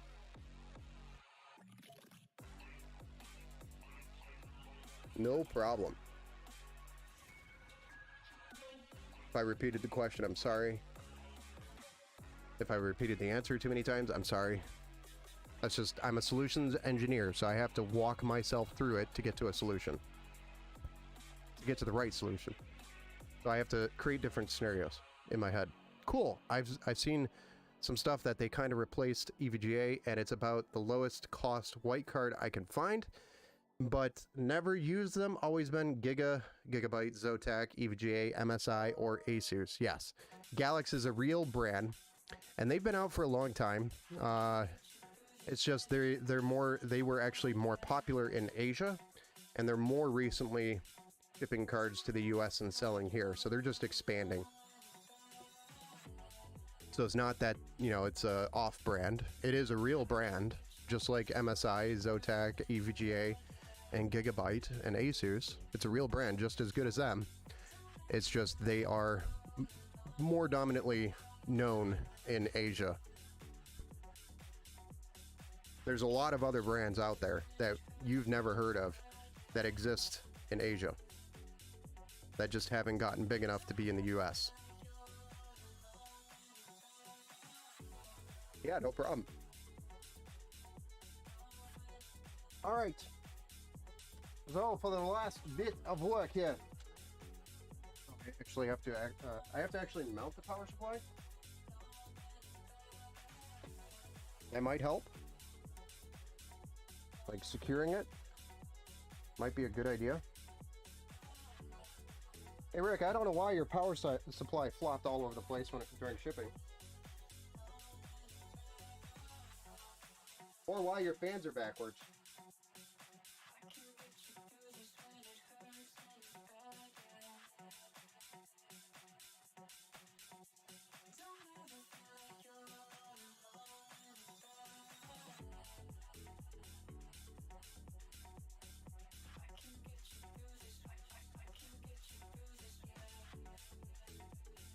But it's a beefy card in here, guys. If you guys like thick, you're gonna like this card.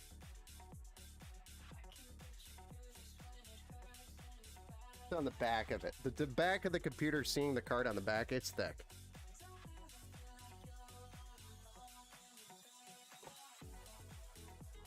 Okay. Now we just need to route a couple of power supply cables, plug them in, do a little bit more cable management on the backside here. And we're firing this we're firing up the bad boy for the first time ever. I think the Red Bull finally kicked in.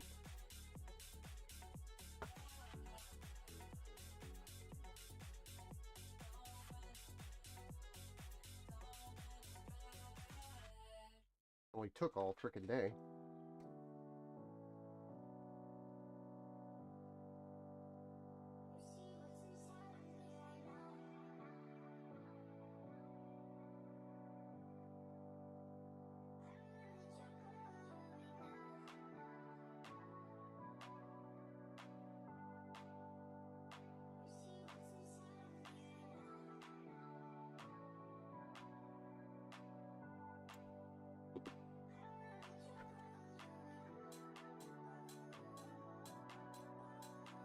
Oh yeah, that's perfect.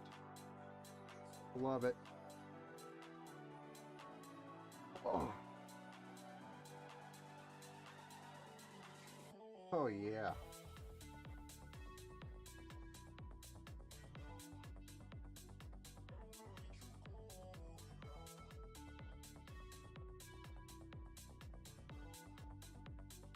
So here's your power cord to your graphics card that I mentioned earlier. But it just goes straight up and down, plugs in. Hear the click. Maybe give it a little bit of a push down to make sure it's secured all the way. And then look on the sides and you'll see if there's any gap. You don't want to see any gap.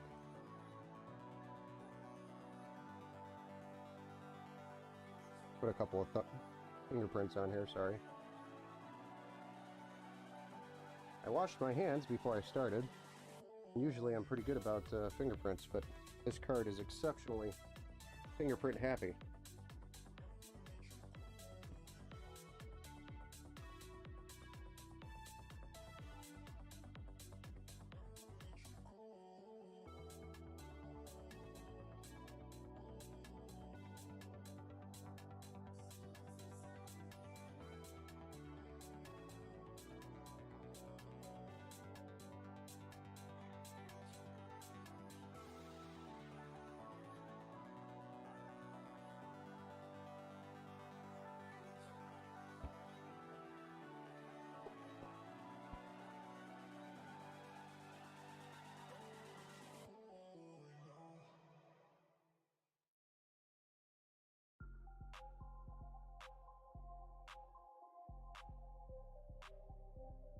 Oh shit.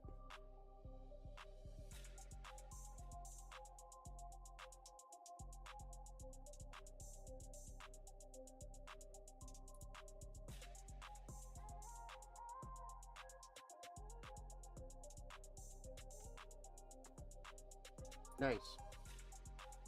Just what I wanted.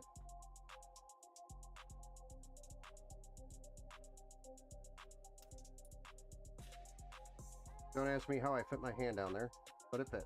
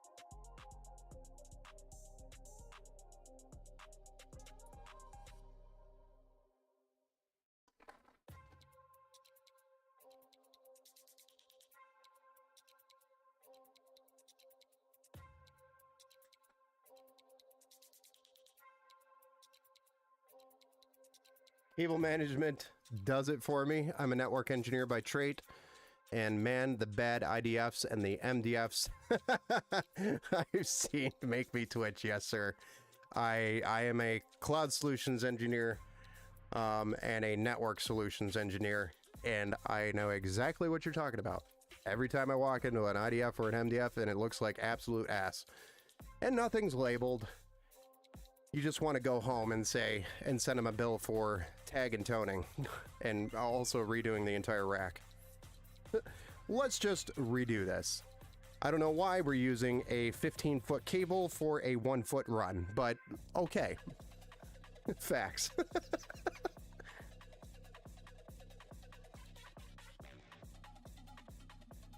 There's this super luxury rack mechanism that slides out and has these retractable cables. Oh, it is so slick looking. And I've always wanted to build a MDF or IDF with one of those. Yeah, you saw that somewhere. Yeah, it was, oh man. That would be the Cadillac of MDFs or IDFs. The Cadillac rack, we'll call it. No pun intended.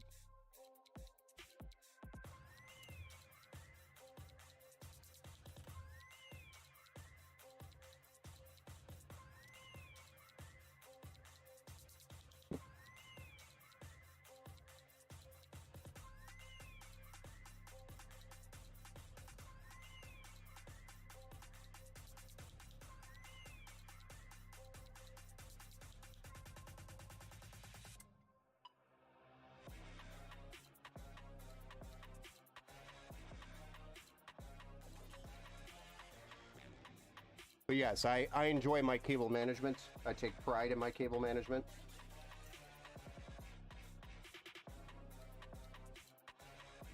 If that should have been on the top, not the bottom. But shit.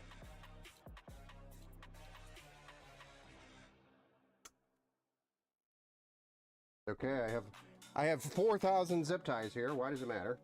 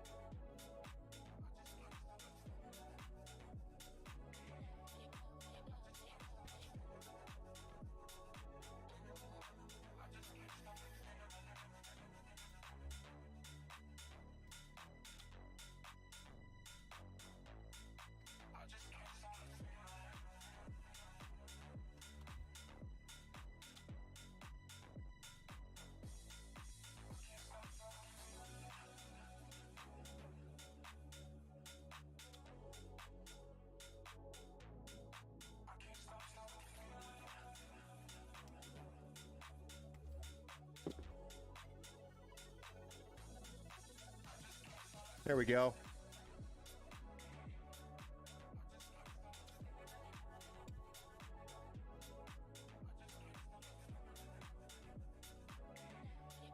Nice and clean.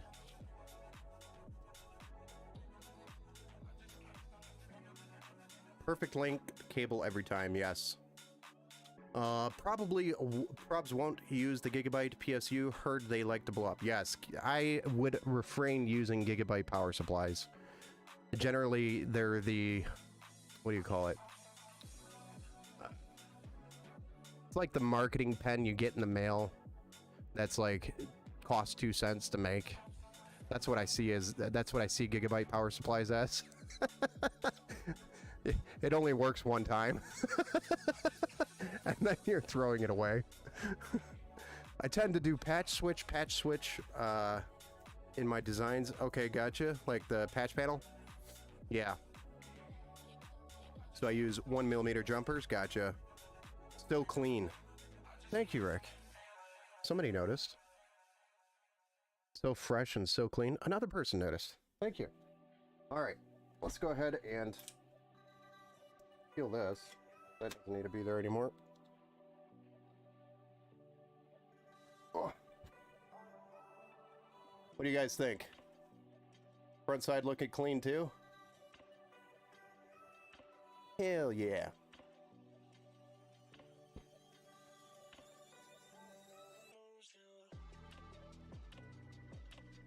Much more I could do here for cable management.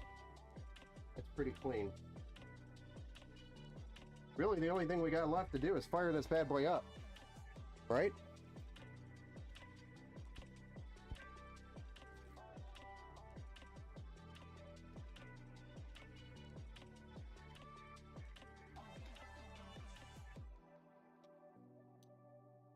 Let me take a moment to clean up all this crap on the workbench, and then we'll stand it up. I'll get you guys to a side view, and we'll plug it in and fire it up. And then we get to see if Ben screwed up another build. I mean, built another build. Right.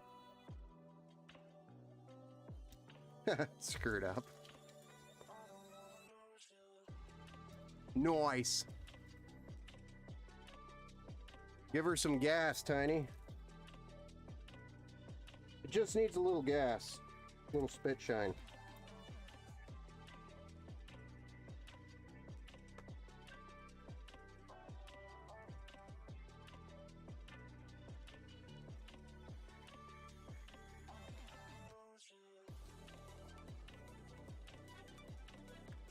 I really gotta tidy up this workbench. It's getting a little out of hand.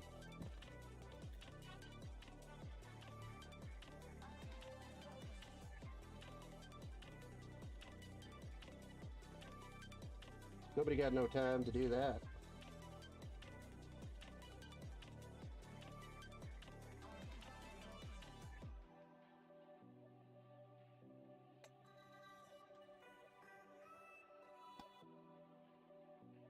Oh yeah, and we gotta peel the peel.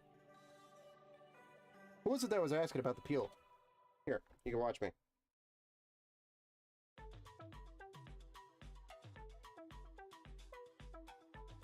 There.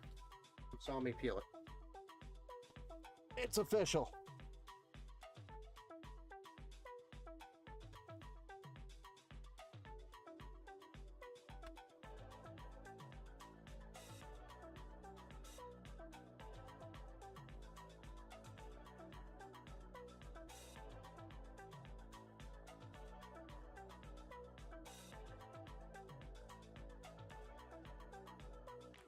Boom.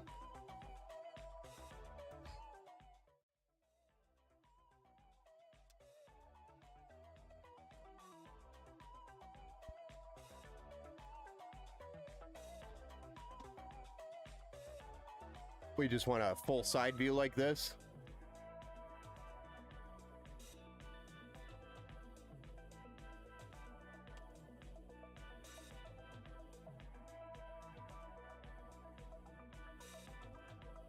All right. Are y'all ready to see this thing fired up for the very first time?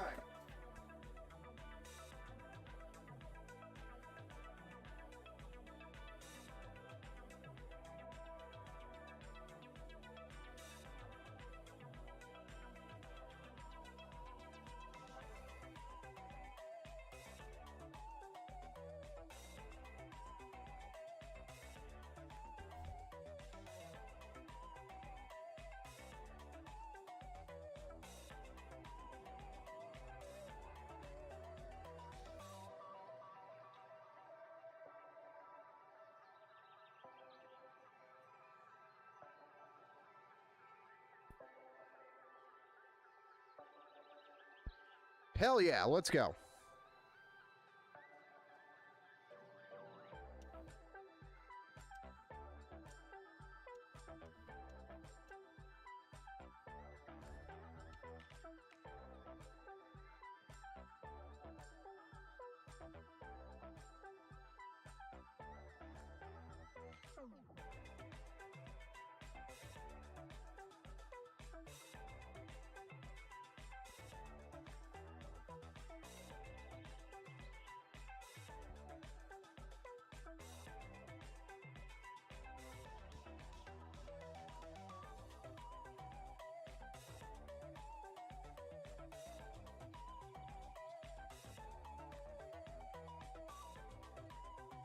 The good news is we have a post.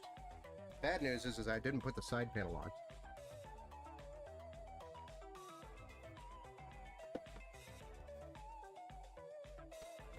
So then you get to see me.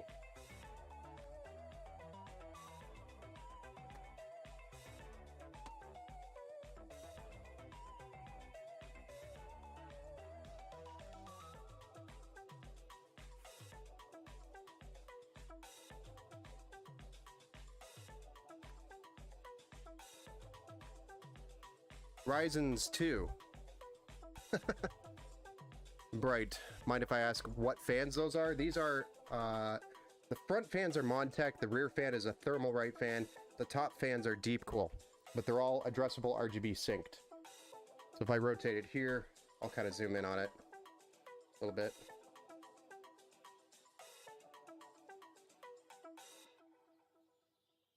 Oops, wrong light.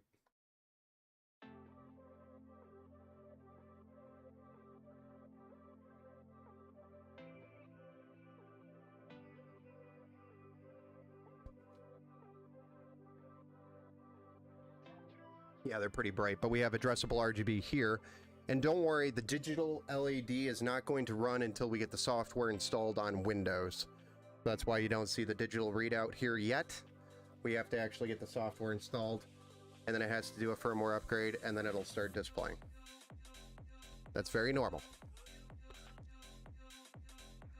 But it will show the temperature of the CPU right here on the block.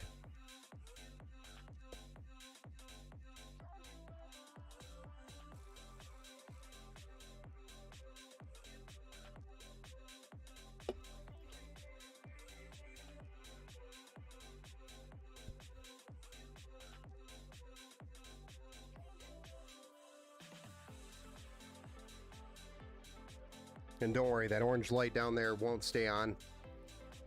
That's just because we're in the BIOS.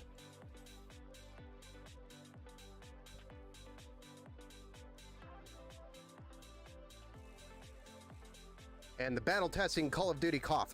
Yeah, no, I don't actually play any games on people's computers. I run benchmarks. And there's a couple of them that I'll run for a couple of hours, if not a few hours. Like, generally, the one that I'll run overnight is, what's that one? The Valley benchmark, where it just cycles through a high graphical environment to get the card heated up. So one, we know with the side panel on that the graphics card can get super hot, or as hot as it wants, and it will remain cool. So that's the whole idea, is to get it to send as much power through it as possible and get it hot, so that we can verify that it's maintaining its temperatures. I have to think when I'm talking right now. The caffeine is hitting. Nice, that's cool as hell. Thank you. Yeah. So that's the battle tested phase as we go through and make sure the CPU can take a load, the GPU can take a load, the RAM, we run a mem test on to verify that everything comes back clear, so we don't send it and then all of a sudden you start getting random blue screens when you're using the full capacity of the RAM. The SSDs we really don't do any major testing on, because generally when you're installing Windows and it doesn't want to install, that means you have a bad SSD. So we usually know right up front. Unicorn vomit. Well, we could change the colors if you don't want unicorn vomit. You know, we've got all sorts of different modes. This is Intel, so we can change it to a blue.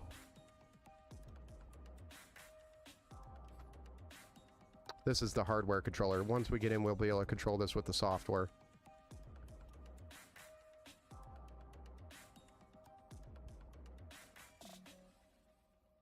There's blue. We like blue. There's red if you're an AMD fan. There's green for Empower gaming computers, you know, just the green. You like green, right? Oh, more blue. Fancy. No color, only blue. Just kidding.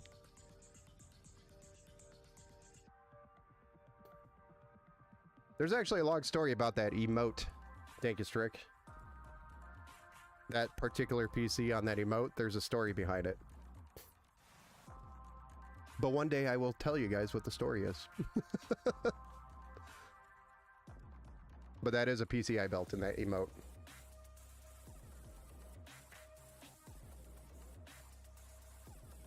Today could be that day, but it is not this day.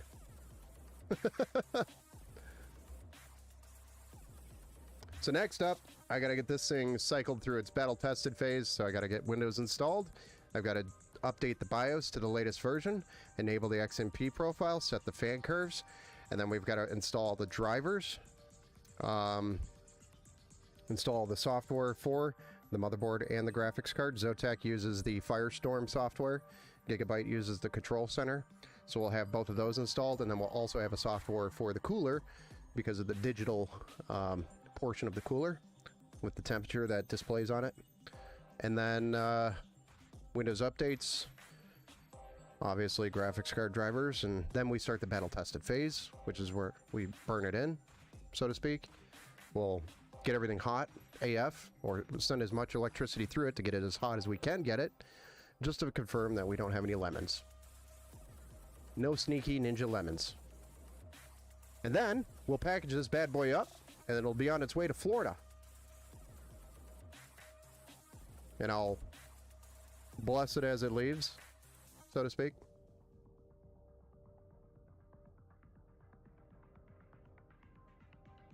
Do you want me to sign your PC on the back?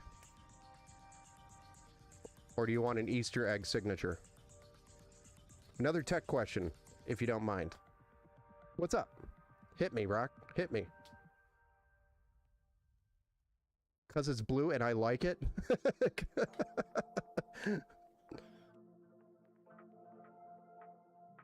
Gaming by next weekend. Seriously. Do you have any hard piping? Yes. Yes, I do. I do open loops. I mean, on the main page of Empower Gaming Computers, there is a brief moment where it shows one of the builds I did, but if you followed Twitch or if you followed the Facebook page, you would have seen a ton of open loops that I did. I even have a live stream where I was repairing an open loop, but I have tons of open loop parts here, if that's what you're asking for, just random shit. Probably enough to put together a whole loop, but it would be more like a Frankenstein loop. But it's just accumulating over the time of buying parts, replacing parts, and things like that.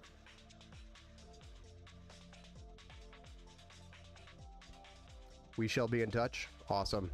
Yeah, I do a lot of open loops. The last one I did was a Lian Li desk. It was the DK05. I did a whole open loop for that and delivered it to the customer because it was local. It made it a lot easier. If I'm going to ship an open loop, we'll have to talk about that. If you're capable of filling it yourself, I may ship it unfilled, just as a precaution, and to reduce weight, so that we don't have to put it in a crate. If we put it in a crate, it's going to really increase the cost of shipping. So, and I try to keep that as low as possible while also getting it there in one piece. Lit. Hard piping is something I've never learned to do, but want. It's not as hard as you think, but it takes a tremendous amount of time, and to do it right, it takes know-how to do it. So it's not something you're going to get right the first time around unless you know, have studied it a while or watched.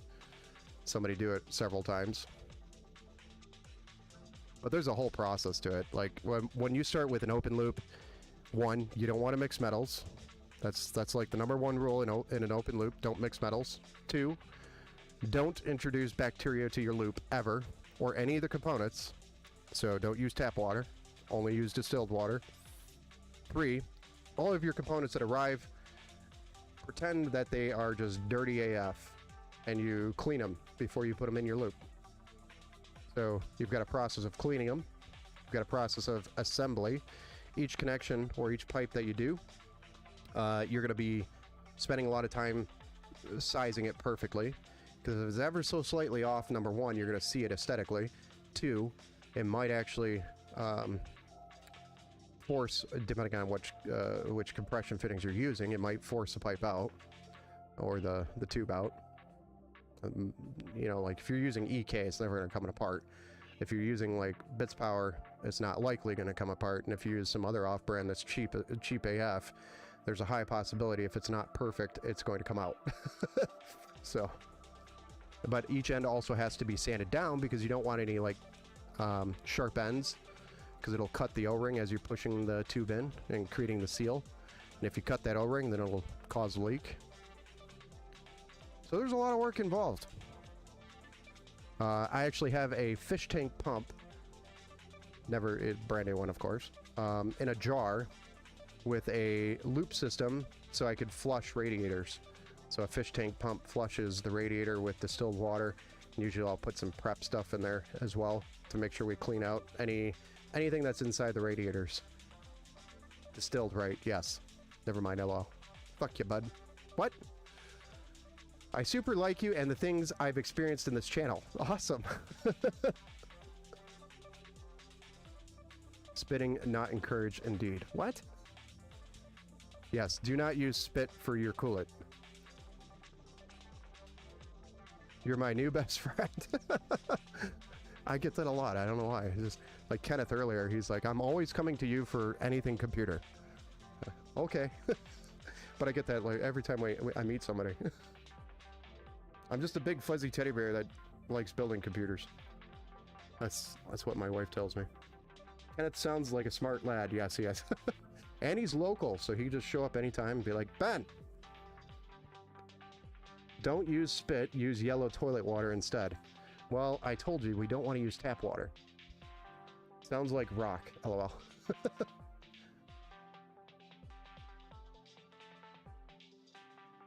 Yeah, I've got tons of stuff here if somebody needs something random. Like, super random. I have an NZXT USB hub over here. I have parts for Lian Leaf strimmers here that are just pieces of strimmers. I have parts of all different deep cool fans, connections. I've got pretty much every mount there is for a cooler. So if you need a mount, like a bracket for the back plate, or a mounting for a cooler, I probably have it sitting in a box here somewhere. The problem is it all goes like that same style part will go into a single box, then we have to kind of dig through it. Deep Cool is a good value for money, but the RGB is kind of shit. What? This is a Deep Cool product right here. Come on, man. In your opinion? Nah. The RGB is good. We're looking at RGB right here.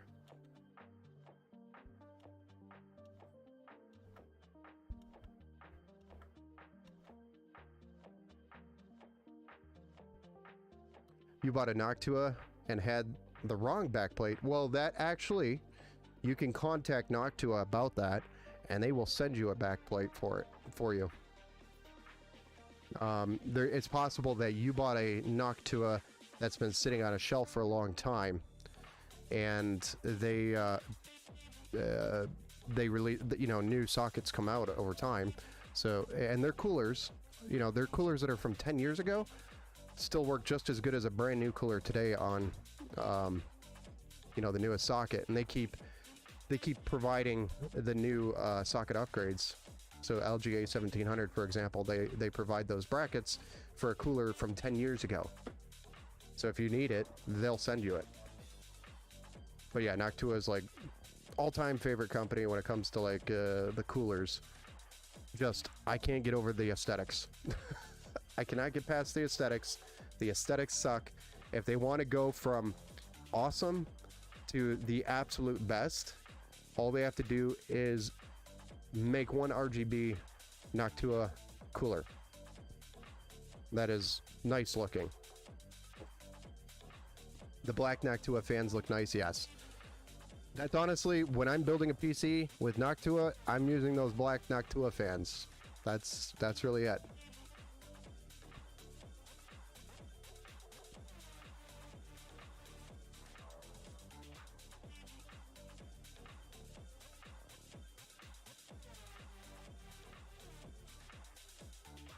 I could have used a guy that had like tons laying around, yeah.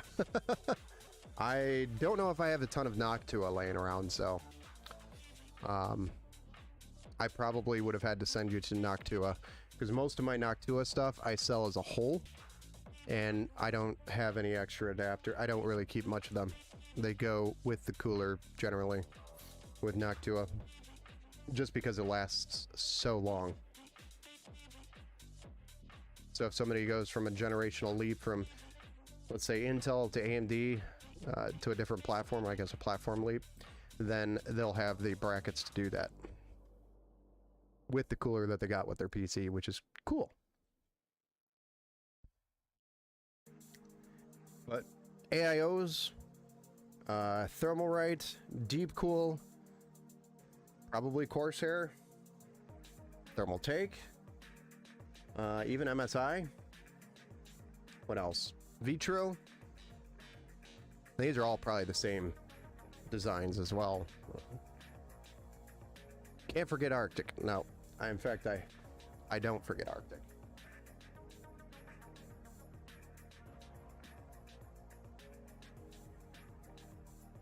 See? I don't forget the Arctic.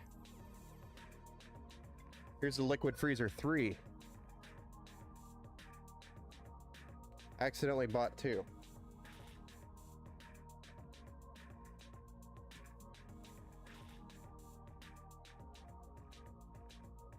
Darn.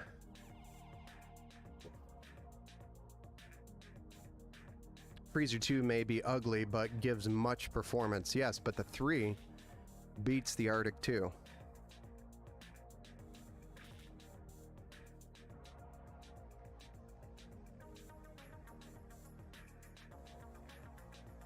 Well, all right, guys, we're at 2 hours and 20 minutes for the build. And we're at 9:30 p.m. Eastern time over here. So I'm going to be wrapping up the stream tonight. I do have another stream probably tomorrow. Not probably. I will have another stream tomorrow. So if you want to come back and join me tomorrow evening, I will be live again. And then I will most likely also be live on Thursday and Friday, it looks like. I got 1, 2, 3, 4, 5, 6. I've got about 6 or 7 builds right back here behind me to do. So we're just waiting on some parts, but I do have a build tomorrow. I'm going to try to find the fans that have similar performance to Noctua, but have RGB. I would take a look at Arctic, but I've had issues with Arctic fans doing weird stuff, so I can't really say buy Arctic. I like their brand, I like their coolers, I like their AIOs. Sometimes their fans are cheap, like they come jacked up. Thanks again. This is great, bro. You're fucking awesome. Thanks. You're awesome, Rick. I look forward to seeing your reaction when you open this and fire it up for the first time in person. That's what I look forward to. That is also probably my number 2 favorite thing about building PCs for people, is seeing the reaction when they see it for the first time. It touches me in a very weird way. EK Loop fans move 77 CFM each at 120 millimeters. Yeah, their EK is pretty good too. In fact, DK probably does the best on AMD outside of the new Liquid Freezer 3 by Arctic. I'll record it. Lovely. Send it over when you get it. All right, guys. I'm out. Have a good night. We'll see you next time.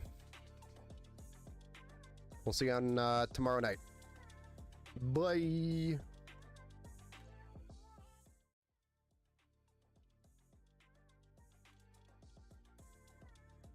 Have a good night.